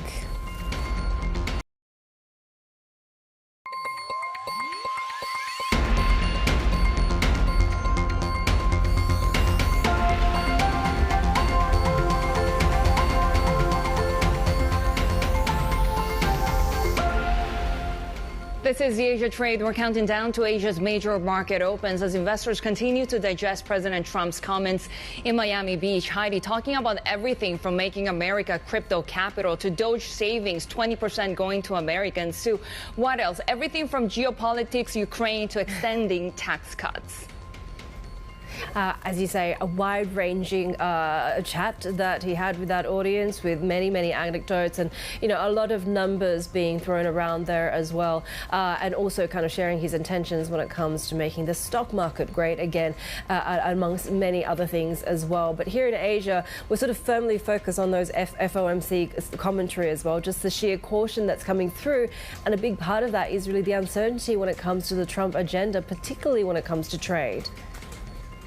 And of course, on the other side, you have the Bank of Japan also coming out and a board member talking about gradual interest rate hikes going in the opposite direction of where the Fed is expected to go from here. So we have seen that strength for the Japanese yen right now continuing up to 0.1%. 151 is the level right now. As you're seeing the Nikkei now coming online, downside of 0.7% as a 10-year yield, still at around levels that we haven't seen since 2009 as we continue to get expectations of more BOJ tightening. Of course, we have seen more solid numbers from the economy in Japan, whether it's the fourth quarter economic growth numbers or, of course, export numbers as well. Take a look at how the Kospi and the Kosdaq are coming online, because we had seen Korean stocks at the highest level since September. We are seeing the Korean won holding steady and a little bit of downside for Korean stocks. We'll be watching some of those entertainment stocks in South Korea, because we're now hearing reports that China may be lifting its ban on K-pop culture, entertainment. Remember, 8 years ago, they actually had the ban on the K-wave because of South Korea's deployment of the THAAD defense missile system. So we'll be watching that sector in particular in today's trading, Haidi. Take a look at how we're sitting when it comes to just an hour into the trade, and we're seeing extended losses for the ASX this week. It hasn't been really a great sort of week that followed what was a previous week of record highs, right? In the thick of earnings season, some disappointing results continuing to come through for the big miners, and we're seeing really metals and mining and that sort of material sector also seeing downside to the most sort of extreme part of this market at the moment. Downside of about 1% overall. The Aussie dollar at the moment, 63.40 is where we're at, as we kind of see perhaps a little bit of uncertainty as to the direction, of course, of the US dollar, given that Fed uncertainty that we've been talking so much about. Watching oil in particular as well, because energy names are gaining today in Sydney, really just holding on to those gains. We had one industry report flagging another build-up when it comes to US crude stockpiles, but that uncertainty both when it comes to supplies and global demand and what OPEC Plus could do, expected to push back against that output increase, continues to play. And Haidi, let's bring in Ben Powell, Chief APAC and Middle East Investment Strategist at the BlackRock Investment Institute. He's with me here in the Hong Kong studio. Really good to have you, Ben. And just before we came on air, I was asking you, where do you want to start? Because there's so much to talk about right now. Should we digest a little bit of what President Trump has said, and anything meaningful perhaps that stuck out to you that might have market implications? I think what stuck out to me is how much he's enjoying it at the moment. He clearly feels like he had a tremendous success in the election and has a mandate to effect a dramatic change in America and perhaps across the globe. So I think he continues to act with tremendous energy across an astonishing wide range of topics. And I think that's kind of a challenge for us as investors, frankly, to keep up with him. And one thing I feel quite strongly about, we feel strongly about at the Investment Institute, the BlackRock Investment Institute, is we need as investors to stay anchored in our core beliefs. Think about what we really believe to be true structurally about the global economy and whatnot, and rather focus on that, rather than, for us at least, trying to keep up tweet by tweet, truth social post by truth social post, because there's a risk of trying to chase our tail if we try and play at the president's pace, because that's quite fast. And also because the president tends to say something and perhaps roll back a lot of the action, and perhaps a lot of things do not happen. A lot of numbers have been thrown around even in that speech. So what are your core beliefs about the global economy? Because right now there seems to be this sort of debate whether his policies will be inflationary, whether they could actually depress growth and go on the other side. So what does U.S. exceptionalism mean relative to the rest of the world? Yeah, that's right. No, I think he uses kind of dynamic uncertainty very deliberately. So I think those, by the way, just those who are waiting for certainty, I think we're all going to be waiting a long time. So we're all going to have to get used to this and kind of relax into the uncertainty, because that's the new normal, I think another new normal. To your question on what do we think, we have these mega forces which we think are massive changes to the supply side of the global economy. I won't go through them all here, but in conclusion, we think inflation is likely to continue. That's a view we've had for 3 or 4 years. I think 3 years ago, people thought that was very controversial. It's become much more mainstream, I guess, now, driven by things like the energy transition, demographics, China going from adding hundreds of millions of workers to Chinese labour force now shrinking maybe 11 or 12 million every year, and the geopolitical stuff. So geopolitics, tariffs is one, and then the rewiring of global supply chains, moving stuff away from maybe geopolitical rivals towards people we like. That's fine, but it should be a little bit more expensive. So that's structural inflation higher, and I think the Fed was talking about that a little bit in the minutes, and probably gives the Fed a bit less room for manoeuvre than some in the market might prefer. Ben, where do you find opportunities that are decorrelated from that US-driven risks, geopolitical or trade or otherwise? Is China actually, I guess, with some degree of irony, one of those places? And are you modestly overweight with that focus on the revival we've seen in tech? Yeah, just to pick up on one of my favourite words, I guess, decorrelation, right? So the point is we're in a very fractured world, and that's extremely different from the Great Moderation, globalization, where approximately you needed to be risk on, don't touch, and it sort of all went up, roughly. Now it's a much more complicated world, geopolitically, economically, and market-wise. So we are going to, I think, all have to work a bit harder and really pick our spots. It isn't just a risk-on world, it's exactly what risk do you want in the book and what risk do you not want? So the point I would get to is it is a bit of a time for active, and we're all going to have to work a little bit harder investigating specific opportunities, maybe including China as you're talking to, Heidi. You've always had to work hard in China, right? That's sort of just the nature of the market. Do you think this turnaround is sort of a compelling one? Because so much of it seems to be driven by a lot of people being taken by surprise by DeepSeek's developments, right? Yeah, I think just, by the way, I think there has been a really quite significant return on hard work in China. So China is a pleasing combination of a massively liquid market and also a kind of retail sentiment-driven market, which can lead to mispricing. So for investors, institutional investors, maybe there is alpha there. There is alpha opportunity in China. It's easier harvested, easier said than done, I guess. But that hard work has paid alpha for a long time. To the point on DeepSeek, I think look, it feels like a very exciting moment. Both for China and maybe even for the world, vis-a-vis the pace of AI acceleration, away from the kind of excitement being solely based in the producer Silicon Valley kind of genius complex, towards the adoption. So if the technology can be more cheaply harvested, used by different parts of the economy in China and globally, that's kind of awesome. So we've had a kind of double tailwind, I suppose, of adoption maybe a bit quicker than markets were expecting, and obviously a realization that China is absolutely in the game, as it were, when it comes to the AI story writ large. And Ben, another sector that we've been watching closely, especially the last few days with the Russia-U.S. talks on Ukraine, has been the defense sector. And we saw European bonds at one point selling off on the idea that Europe will really have to shoulder a lot of the burden. This takes me to my question of the day today. Which assets will perhaps move the most on Ukraine talks, but also be at most risk? Yeah, so a couple of things immediately come to mind. One is the oil price. Quite interesting, I suppose, if we do have some of the geopolitical risk premium come out and a degree of normalization. There's a lot of unknowns here, we should be clear, but a degree of normalization around some of the big oil producers at the same time that President Trump is talking and maybe acting on the drill, baby, drill kind of context. I think oil is very interesting and very important, of course. So that's something we're watching closely, but the implications from these talks are very profound, and frankly, it's bigger than markets. It's the human story, I guess, we're all most focused on, but a straight answer to your question would be, I think, oil price clearly a critical input for global economy. This relationship, whether it's just closer personal ties, financial ties between President Trump and Saudi Arabia, what are the implications of that? Yeah, so I'm based in the Middle East these days, so I think there has been an excitement, I would say, about a return of President Trump, a sense that this is somebody we can do business with, if you like. So there is a kind of personal warmth, I think, from leaders, not all leaders, but many leaders around the world, including in the Middle East. So it's no surprise to me to see a couple of weeks ago, President Trump was talking out loud about maybe his first overseas visit will be to Saudi.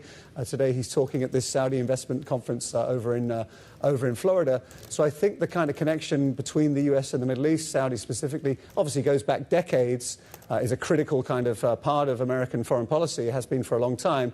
And I think President Trump actually is going to be very orthodox in that regard, right? He's going to continue to kind of focus on that relationship in line with American foreign policy norms over many decades. President Trump will do it in his own style, which is maybe different from his predecessors. But as a policy, the US and Saudi having a deep relationship is actually very normal. What are the economic implications in terms of investments? Because, of course, Saudi Arabia has floated billions of dollars of investments into the U.S. But at the same time, given that you have the OPEC equation and the fact that they're now delaying the supply cuts that we were expecting in April, what will be the transmission mechanism of what the implications in the broader economy will be from this relationship? So I think actually capital is going to flow both ways. So I moved to the region just 6 months ago, and I think unless you've been to the UAE, Saudi, other parts of the Middle East, it's impossible to understand the kind of the scale of the super boom that's going on. So I think for a long time the Middle East has been a source of capital. We've seen huge investments from the Middle East into helping, frankly, richer countries fund their infrastructure. I'm sure that's going to continue, but I would also expect to see global capital flow into the Middle East now because clearly Saudi, UAE, other parts of the Middle East are going to only play more and more central role in areas like AI, where they have the energy, they have the regulatory kind of friendliness, they have the desire and competence to attract global talent. So I think the, if I may say so, super boom that we're seeing in the Middle East across many dimensions is going to continue. So where I think the story will evolve is actually global, including US capital, flowing into the Middle East to help develop that infrastructure while earning a fair return, of course. You know, you can see the flow of capital, where it's going when people like you move to the Middle East a few months. But great to have you with us, Ben Powell, as he's visiting Hong Kong, Chief APAC and Middle East Investment Strategist at BlackRock. And, of course, we'll have plenty more conversations coming up on Bloomberg Television. Join us for a rare live interview with a senior official from Australia's central bank. We'll ask RBA Deputy Governor Andrew Hauser why policymakers remain cautious about easing after cutting interest rates this week for the first time in 4 years. That's coming up at 10:15 a.m. Hong Kong, 1:15 p.m. in Sydney. And these are some of the stocks that you should be watching. Take a look at those gains when it comes to entertainment stocks in South Korea. Of course, we have seen those reports by media that China could lift its ban on Korean popular culture in the country as early as May. This is after 8 years since Beijing imposed the so-called K-wave ban back in 2017. This because Korea deployed that THAAD missile defense system. So take a look at those stocks moving right now. This is Bloomberg.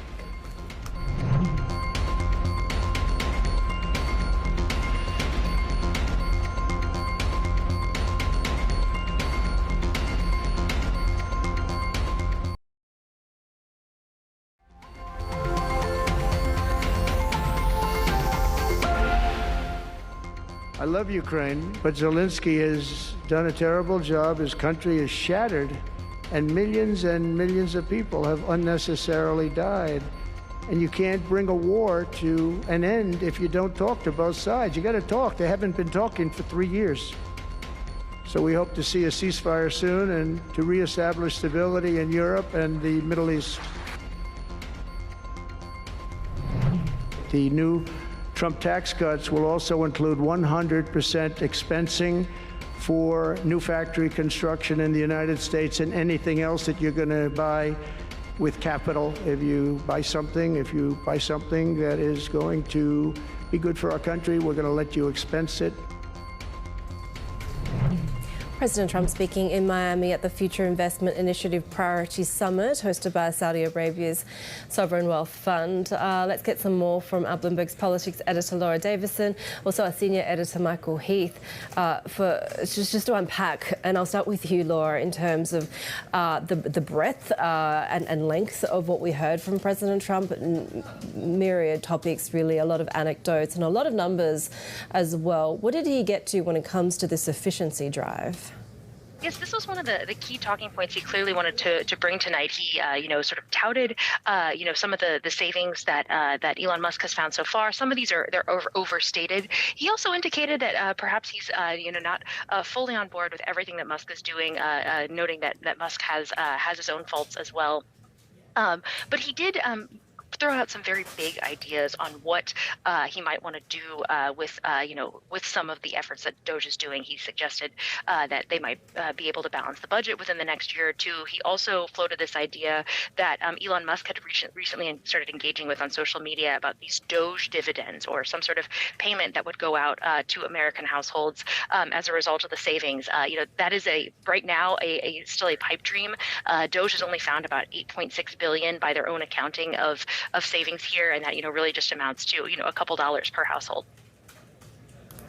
And Laura, of course, we have heard him again reiterate everything on tariffs, including tariffs on cars, semiconductors, drugs. But then what caught my eye was lumber seems to be added to that list. Yes, that was a new one. He's really, in recent weeks and days, doubled down on some of these sectoral tariffs, so things like pharmaceuticals, chips, lumber, of course, being a key one that would hit Canada, the neighbor to the north. Those, blanket tariffs on Canada have been delayed for now, but this is something that Trump has really had his eye on, and sort of how to needle the Canadians. We saw also some commentary around, intake of immigrants in Europe in that speech as well. But this comes at a time when we're hearing sort of really stronger language than ever when it comes to Ukraine and its leader. Yeah, I mean, President Trump, he described President Zelensky as a dictator, said he'd done a terrible job and been doing a terrible job, and that he had to sort of move quickly if he wanted to be part of this peace process. I mean, what President Trump's referring to is Ukraine's presidential election. The term of Zelensky's has expired, and the reason there's been no election called is because Ukraine's under martial law and it's under bombardment and it's under incursion from Russian forces. So it's fairly difficult. And I think it was fairly well summed up by the UK Prime Minister, who sort of rang Zelensky to reassure him that we all need to work together, and UK will support Ukraine. He pointed out that the UK during World War II, suspended its elections as well. So it's like calling Winston Churchill a dictator in the fight against Nazi Germany. So I just think you can put that aside. But he also has said that Zelensky has very little support. That at one point he mentioned 4%, which sort of is in contrast to any poll that Bloomberg's reported or that I've seen as well, that he's usually got above 50%. And even those people who are critical of Zelensky and would like someone else, they generally support his, what he's been doing in terms of the war, because there's not a lot of alternatives. And what President Trump there mentioned about all these people dying and the war being waged badly, etc. I mean, Ukraine had no choice here. Ukraine was invaded. And in fact, initially when Russia tried to seize Kiev, it was Ukraine without any support from anyone that pushed it back from there. So I think if you're going to say anyone's done a bad job during this 3 years, you'd find them in Moscow. And it seems the U.S. is not going to get that access to Ukraine's rare earths. Interesting that President Trump also said that they had a deal with Ukraine on rare earths, but that they broke it. This very transactional relationship seems to still be in focus. But what do we know at this point? Yeah, look, Heidi, we were just trying to work out exactly what that is, because there was obviously last week Treasury Secretary took a deal to Ukraine, which didn't seem particularly appealing to Kiev, because from what we understand, it just involved that the US would get half of the money from the licenses that Ukraine issued, whereas Ukraine was keener on receiving some investment from the US as well as that, and getting some sort of security guarantees. It wanted a little bit more than that straight transaction, as you mentioned. But yes, I mean, look, this is President Trump's modus operandi of a transactional relationship. I don't think, as far as I'm aware, they haven't signed anything. Perhaps he's just referring to Zelensky rejecting the initial deal and wanting to negotiate further. But yes, look, ties between Washington and the Trump administration and the Ukrainian administration seem to be fraying before our eyes, and it's really worrying. I mean, it's what probably was expected ahead of the campaign, but there was a lot of hope that perhaps once they were in office things would change a bit. But it looks like the worst fears are coming to pass. Bloomberg's Michael Heath there, and Laura Davison, thank you so much for unpacking all of those comments from President Trump speaking in Miami. You can get more analysis on the tensions between Trump and Zelensky in today's edition of Daybreak. Bloomberg subscribers go to DayBGo, also available on mobile in the Bloomberg Anywhere app. You can, of course, customize your settings so you only get the news on the industries and the assets that you care about. This is Bloomberg.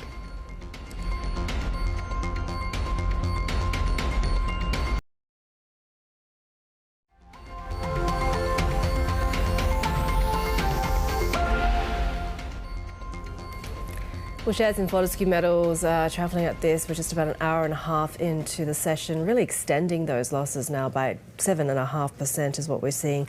That profit plunge coming as we see that weakness out of China. Let's bring in Paul Allen for more details. And we've seen that significant headwind for iron ore prices for some time. Do things look like there might be any improvement? The short answer is no, and it's not an easy time to be an iron ore miner at the moment. Production for Fortescue is really good. Its shipments are the highest they've ever been, and it's reaffirmed guidance. But the problem here is, as you say, on the demand side, demand out of China is very weak, and for Fortescue it's kind of a double whammy that not only iron ore is their only product, but China is their largest customer by far. Now, they recognise that they're exposed to risk here, so Fortescue has been diversifying into clean energy, but there's problems there as well, because the Trump administration is pausing grant payments under the Inflation Reduction Act, so that's causing Fortescue to take a look at the timelines around its projects in the US and here in Australia as well. The net income for the half for $1.55 billion, that is, you say, down 53%. The dividend's been slashed as well. That's down to 50 cents per share. And we're seeing shares struggling today, off 7.5% right now, and off more than 30% over the past year, while the broader index has been up about 11%. And of course, the world's biggest iron ore miner is Rio Tinto, and they reported a slide in full-year profit, given, of course, all of the challenges that you're talking about. But could some of its other metals then pick up the slack? Yeah, Rio Tinto much more diversified. Iron ore is still its biggest product, and it is the world's biggest iron ore miner. So we've seen earnings from that sector down 19% since 2023. But yes, copper has been ramping up for Rio Tinto. It's not exactly a replacement, but it is performing well. Rio Tinto is expanding its Mongolia projects, so that's seeing production increase. It's also about to bring a lithium mine in Argentina online as well. So a bit more diversified than Fortescue Metals, or a lot more diversified. Underlying profit for the year just shy of $11 billion. That was down 7.6%. The dividend's still looking pretty healthy at $2.25 per share, but that's also the weakest that Rio Tinto's been able to put together for 7 years now. So the payout ratio still about 60%. Rio Tinto's still working hard to return cash to shareholders despite spending pretty heavily on growth. But if we take a look at shares for Rio, they're off about 2.5% this morning as well. So, like I said at the start, not a great time to be an iron ore miner right now. Bloomberg's Paul Allen there. Well, later today we'll get some more when it comes to those Fortescue numbers. The CEO, Dino Otranto, and Wesfarmers' Rob Scott will be speaking to us exclusively following those earnings results. But before that, Pilbara Minerals CEO, or PLS, Dale Henderson, will be joining us later this hour after they reported a first half net loss. Shery. Heidi, take a look at iron ore prices right now in Singapore. A little bit of upside after copper in London finished little change. We did see Citigroup, though, flagging risks of a pullback in copper prices from the impact of U.S. tariffs. Copper has actually risen more than 8% this year. We have seen resilience in the physical market. When it comes to oil, WTI under pressure, down 0.1%. We saw some gains overnight.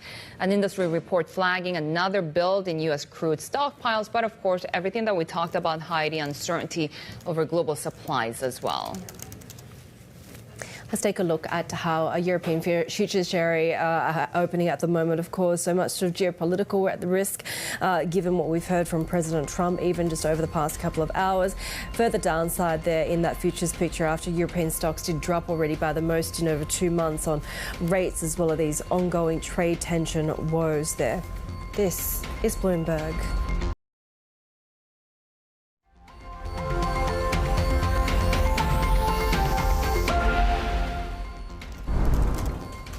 Take a look at what we're seeing when it comes to the latest labour market numbers out of Australia. This, as we see unemployment for January actually coming in stronger than expected. Employment change there for January. Expectations for 20,000 jobs to be added in the month. We're actually seeing an addition of 44,000 jobs. So really a much less steep slowdown from the 56,000 that we saw in the previous month.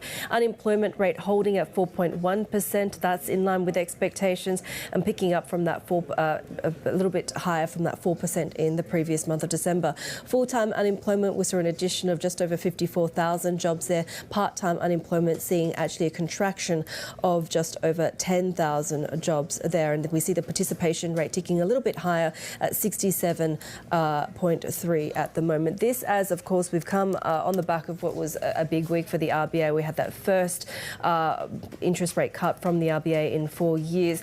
This data will be interesting, of course, because we'll be closely scrutinising each piece of data going into that next meeting to see how the trajectory for the rest of this easing cycle plays out. It was a very hawkish cut given the commentary from Governor Bullock and the rest of the board. This also kind of compounds what we've seen when it comes to the wage growth picture. Wage growth slowing further in the last 3 months of the year.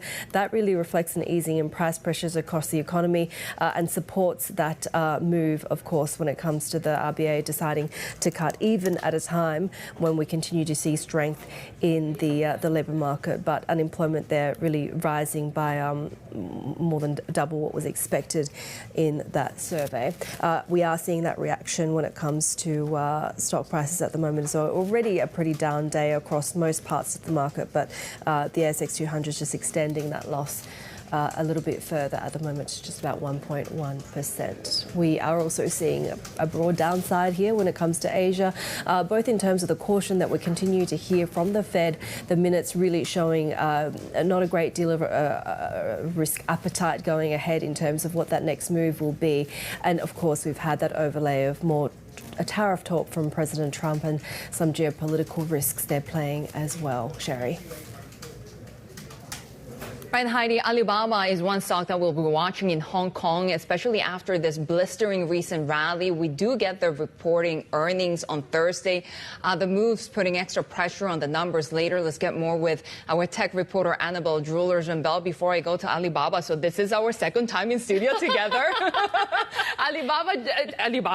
Annabelle just reminded me that we've actually worked together for years, and we're just seeing each other in studio now for the first time. I know, it's actually really nice because it's been 8 years that we've worked together. I know, right? Of course, I wasn't always a reporter, but certainly we've had a long trajectory. So it's very nice to be with you. A long trajectory for Alibaba stock. I'm going to bring it back to our conversation today. Circle now. It's a huge rally. Yeah, exactly. I mean, it's really been one of the darlings that we've seen in China tech this year. And I think it's really been that sort of fundamental rethinking around the amount of innovation coming out of China. And could this be something that now starts to export and really take on a lot greater global prominence? And there's been a lot of supportive factors for Alibaba, not just tied to DeepSeek and the optimism around that, but we had the meeting with Jack Ma, with top policymakers and officials. There's the tie-up with Apple, for instance, as well, to roll out Apple Intelligence in mainland China. But still, there's the ongoing concerns that face this company. I mean, it takes around 90% of its revenue from mainland China, so it's very sensitive to the ongoing issues around weak consumer sentiment, impact of the property sector slowdown as well. So today we're going to get these earnings out, and really that focus is going to be on the basics. What is the company actually saying here? Because you've got some of those metrics you can just see there in the chart, but we're in overbought territory, for instance, and you're trading above the analyst 12 months price target. That's very, very unusual for Alibaba's stock, given where it has traded over the past couple of years. But particular attention is going to come down to its cloud business. Analysts are looking at revenue growth of nearly 10% for the latest quarter. That'll be up from around 7%. And investors as well are positioning for big moves in the stock. So we could get around a 6% reaction either way. That's what Options is saying to us. So that'd be up from 4.8% in the previous 8 quarters. So lots of focus on what we get in that earnings call and how does Alibaba actually plan to fend off the competition, because it still faces a lot of hurdles there as well. You've got Baidu, you've got Tencent, you've got Huawei. They're all competing as well in the same sort of space. Yeah, it's pretty hectic, right? And if you take a look at those sales as well, starting to slow. Given that when we're looking at that Alibaba chart as well, what 50% gains or something, and then I thought year to date has been only like a month or two. No wonder some people are saying you should cut exposure there. Well, exactly. I mean, it's been a big move in a short amount of time, and not really too much else to go off other than this optimism around those factors that we just mentioned there. So, yes, JP Morgan, for instance, is saying that you should just really think about trimming your exposure to AI proxies. So they're highlighting a couple of different constituents on the MSCI China that are trading with a 14-day RSI reading at over 80, so in overbought territory. They're some of the names that they're highlighting, so Alibaba Health, Kuaishou, Tencent as well. But generally, there are a number of names that, again, fall into this sort of category. They're just looking at what are the other sort of options that you've got right now. And actually, they're seeing that you could see a tactical upside right now for China property stocks, for instance. So maybe a little bit of profit taking, move into some slightly different sectors in the shorter term, even though longer term, they're still constructive on the AI story. But the bar to impress, I mean, it's very high for China tech this earnings season. Yeah, Annabelle Jewelers here with Alibaba, and of course you can get more on what's going to happen with third quarter earnings. TLIV Go, you can get expert commentary and analysis from Bloomberg's expert editors. You can see right there we have the page open, so do check it out, especially as we get those results. But staying in China, we're also expecting banks to keep loan prime rates unchanged for a 4th straight month at today's fixing. For more, our China correspondent Ming Lo joins us now in Hong Kong. Perhaps less exciting than the Alibaba results, but significant nonetheless because of the broader Chinese economy. Yeah, so we are going to look out for whether we would be surprised today, but the general consensus is that the LPR is going to remain unchanged because the banks are not likely to move ahead of the PBOC, which has been keeping that 1-year MLF rate unchanged at 2%. So the 1-year LPR expected to remain at 3.1%. That's the gauge for corporate rates. The 5-year loan prime rate expected to stay at 3.6%. That is the gauge for longer-term mortgage rates. Now, there is still expectations this year, and that has been well telegraphed by the PBOC Governor Pang Gongsheng, that the government or the PBOC is going to ease monetary policy. But it looks like the central bank is still adopting this wait-and-see approach to wait for what the final shape and form of Trump tariffs are going to be before calibrating the easing measures. So that's the expectation there. And according to what markets are pricing in, according to Bloomberg Intelligence calculations of the current swap rates versus the forward swap rates, markets are still pricing in about a 33 basis points decline or cut to the LPR rate, the 1-year LPR rate this year.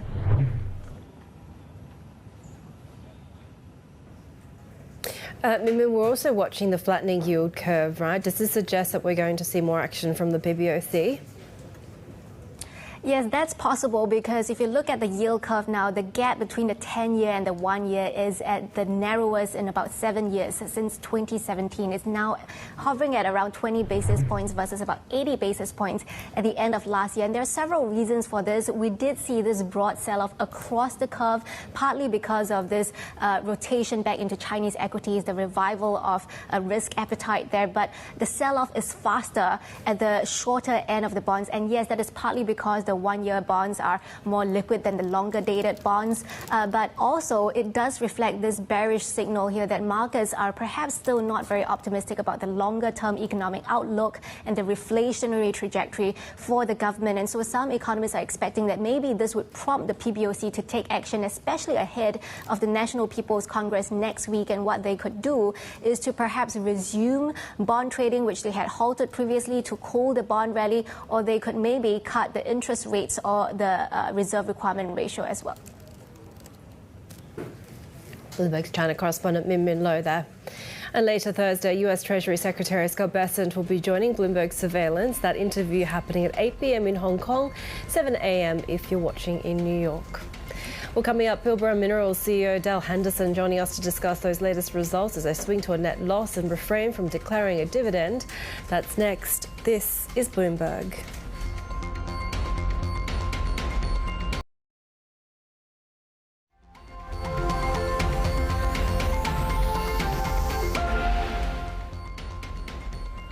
This is the Asia Trade. Some headlines that we're following in global politics. The Trump administration is moving to block New York City's congestion pricing program. The Federal Highway Administration plans to withdraw its agreement with the state, allowing tolls on drivers entering some of Manhattan's busiest streets. The City Transport Authority has filed a legal challenge to the move. U.S. Defense Secretary Pete Hegseth has ordered senior leaders in the Pentagon and the military to plan for an 8% defense budget cut. According to a memo issued this week, categories exempted include operations at the southern border, nuclear weapons upgrades, and the latest Air Force drone program. The memo calls for targeting excessive bureaucracy and programs linked to climate change and DEI. China plans to ban private companies from mining rare earths, further tightening its grip on the strategic sector in its trade war with the U.S.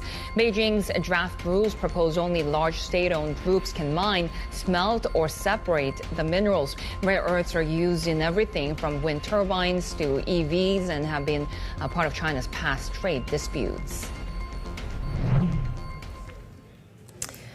We'll take a look at what we're watching when it comes to the thick of earnings season here in Australia. Some of the upside that we're seeing is across Wesfarmers there, with the first half net income meeting estimates there. We're seeing quite a bit of downside when it comes to some of the ironers, particularly those that are heavily weighted when it comes to iron ore, like the pure play Fortescue. We're off the session lows, but 6.5% is where we saw that profit plunge, largely on account of the weakness in China. Rio Tinto, slightly better picture there, but still off by 2.5%. We're seeing Pilbara Minerals, or PLS, currently trading by 1.5%, with that first half net loss of 69.4 million Aussie dollars. And Pilbara Minerals, or PLS, is Australia's biggest pure play lithium producer. It swung to a $69 million Aussie loss for the first half of the year. Lower prices, write-downs relating to its investments in new growth platforms as well. Joining us now is a PLS CEO and Managing Director Dale Henderson. Dale, really great to have you with us. So talk us through the numbers for this period and whether you see sort of some of these factors as obviously being one-off and how you kind of forecast the turnaround from here. Well, thanks for having us. And yeah, the half-year results we released today were a fantastic set of outcomes. The business is performing really well in terms of the controllables. As it relates to production volumes, it's actually a 28% increase on the prior period year. As it relates to costs, we've continued to move to the left of the cost curve, and this has all been in what's been a particularly big growth year. A couple of key milestones during the half included the ramp-up of a big new ore sorter, plugging in an expansion. We secured $1 billion RCF facility as well. It's been a number of really great milestones, so really proud of the team and what's happened. In terms of the market backdrop, however, the lithium market's moving through a real low point right now. And across the lithium industry, it's hard to find any participant making any profit at this moment in time. But in the case of Pilbara being a low-cost operator, we're incredibly well set up to navigate this part of the cycle. And frankly, this sets up a great opportunity, we think, for our shareholders, because inevitably we think pricing has to rise. And well, Pilbara, the stage is set to enjoy that price rally. How much of an impact continued do you think you will see from the restart of the CATL refinery? Yeah, the restart of that particular mine frankly, I see that as a positive. Yeah, as you know, when we look in the rearview mirror and we've seen this steady price decline over the last sort of 18 months, that's translated through to a number of curtailments. In fact, we've counted 8 or so for the last calendar year. CATL bringing this mine back online, I think, is a sign of the necessity for them to bring it online, care of either inventory movement or other needs within their supply chain. So I take it as a positive. It's just part of the cycle as we see some of this swing supply coming back on. Meanwhile, the next wave of supply isn't being invested in. So again, I think this sets up the opportunity for PLS and our shareholders. In the meantime, do you see any further consolidation in the industry? Of course, there's always talk of M&A in the mining sector.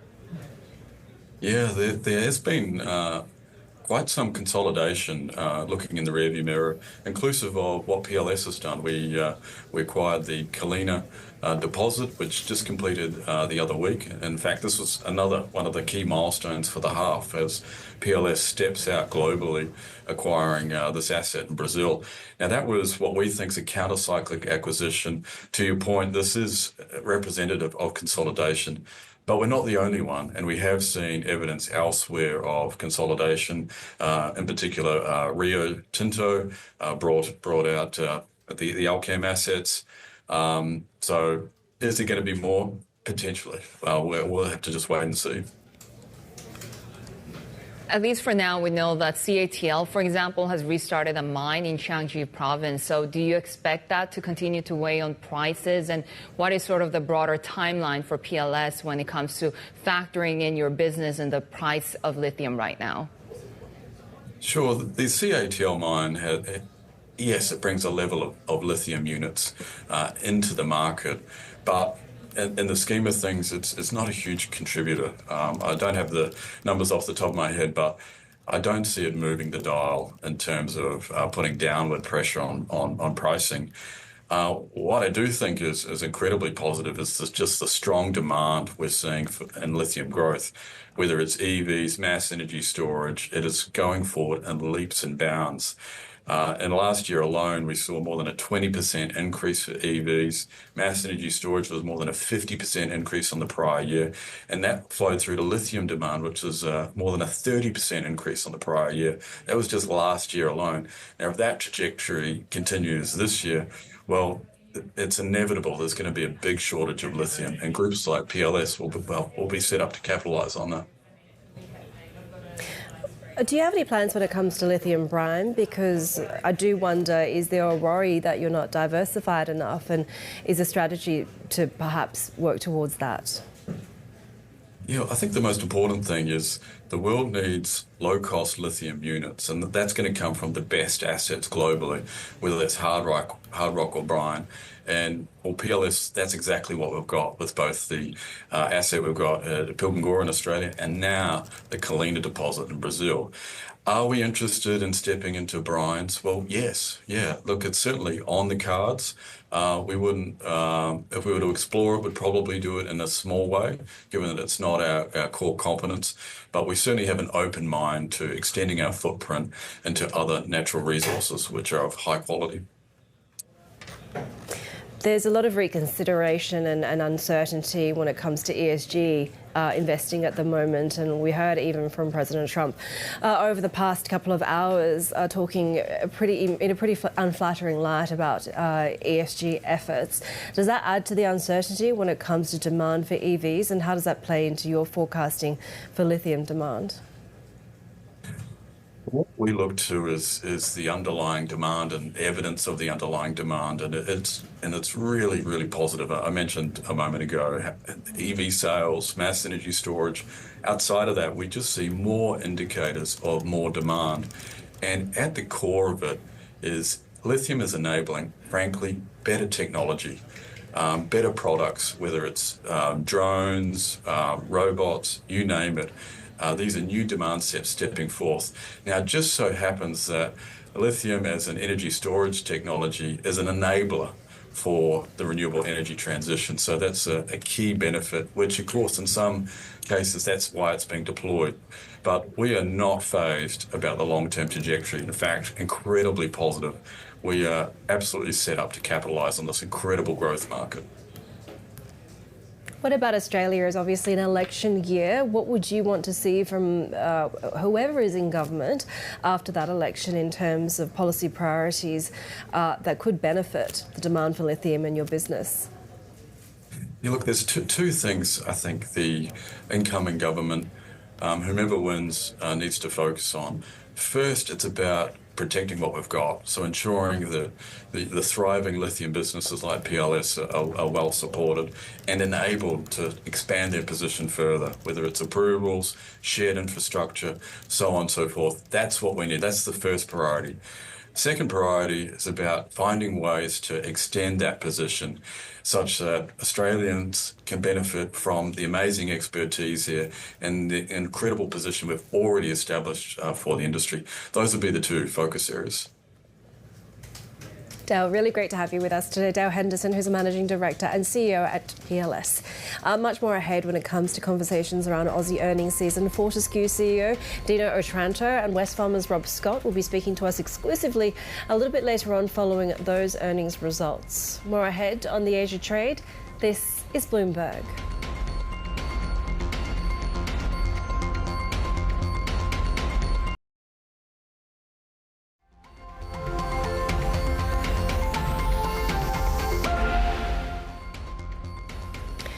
All right, this is a picture as we head into the start of trading across Greater China, and also a look at what we're seeing when it comes to US futures, that caution from those FOMC minutes in terms of really the direction for where the Fed can go from here, signalling that officials will want to stay on hold until the inflation picture improves or perhaps at least clarifies, given all these global tariff risks as well. Most recently, just in the last couple of hours, being reaffirmed by President Trump, talking about tariffs now on lumber as well. That was sort of a new category of goods that he mentioned in his speech. We are also seeing some downside when it comes to the picture for Taiwan as well as A50 China futures.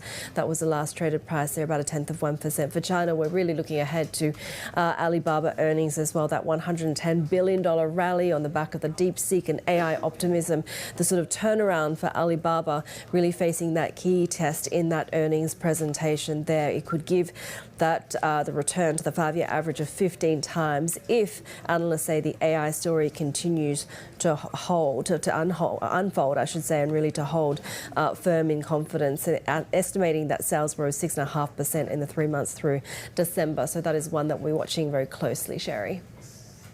And we'll be watching the semiconductor space on all of those concerns around artificial intelligence, but in the Japanese session, do watch out for the Japanese yen, because we're now past that 151 level per dollar for the first time since February 7th. We are seeing the downside pressure every time that the Japanese yen strengthens.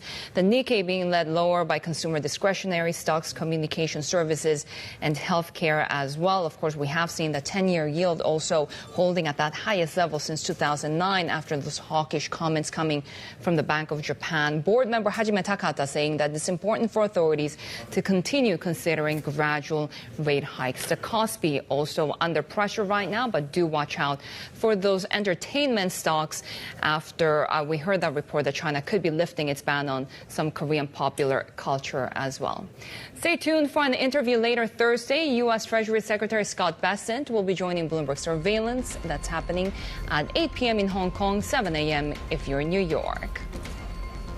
Plus, join us for a rare live interview with a senior official from Australia's central bank. We'll be asking the RBA Deputy Governor, Andrew Hauser, why policymakers remain cautious about easing after cutting rates this week for the first time in 4 years. That conversation coming up at 10:15 a.m. Hong Kong time. That's 1:15 p.m. if you're watching in Sydney. That is it for the Asia trade. Our markets coverage continues ahead at the start of trading in Hong Kong, Shanghai and Shenzhen. The China Show is next.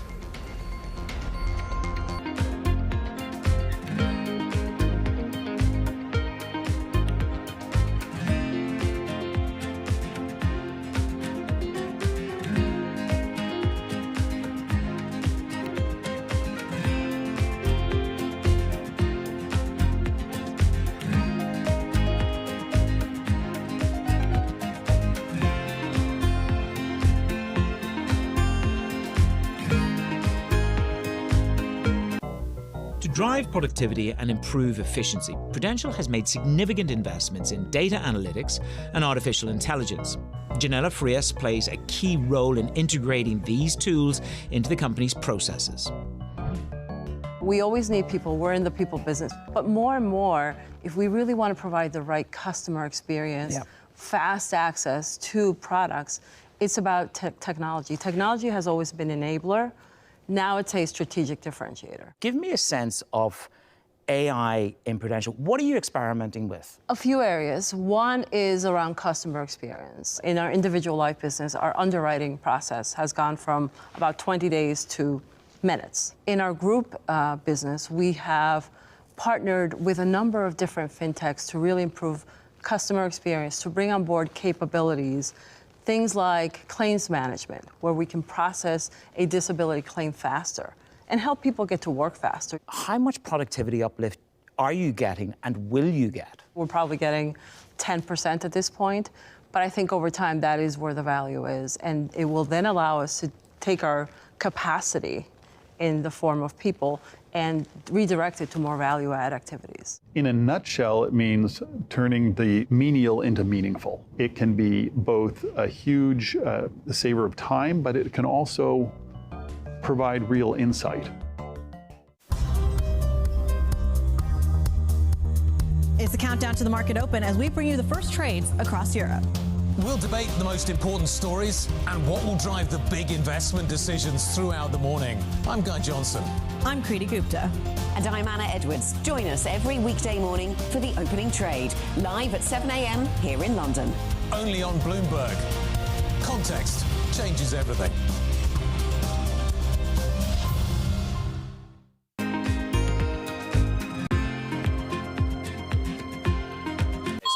On the heartbeat of the tech sector. Spread across global markets. The real-time data aspect is going to be important. We're going to bring you expert analysis on that. Sure. Don't miss Bloomberg's interview with the...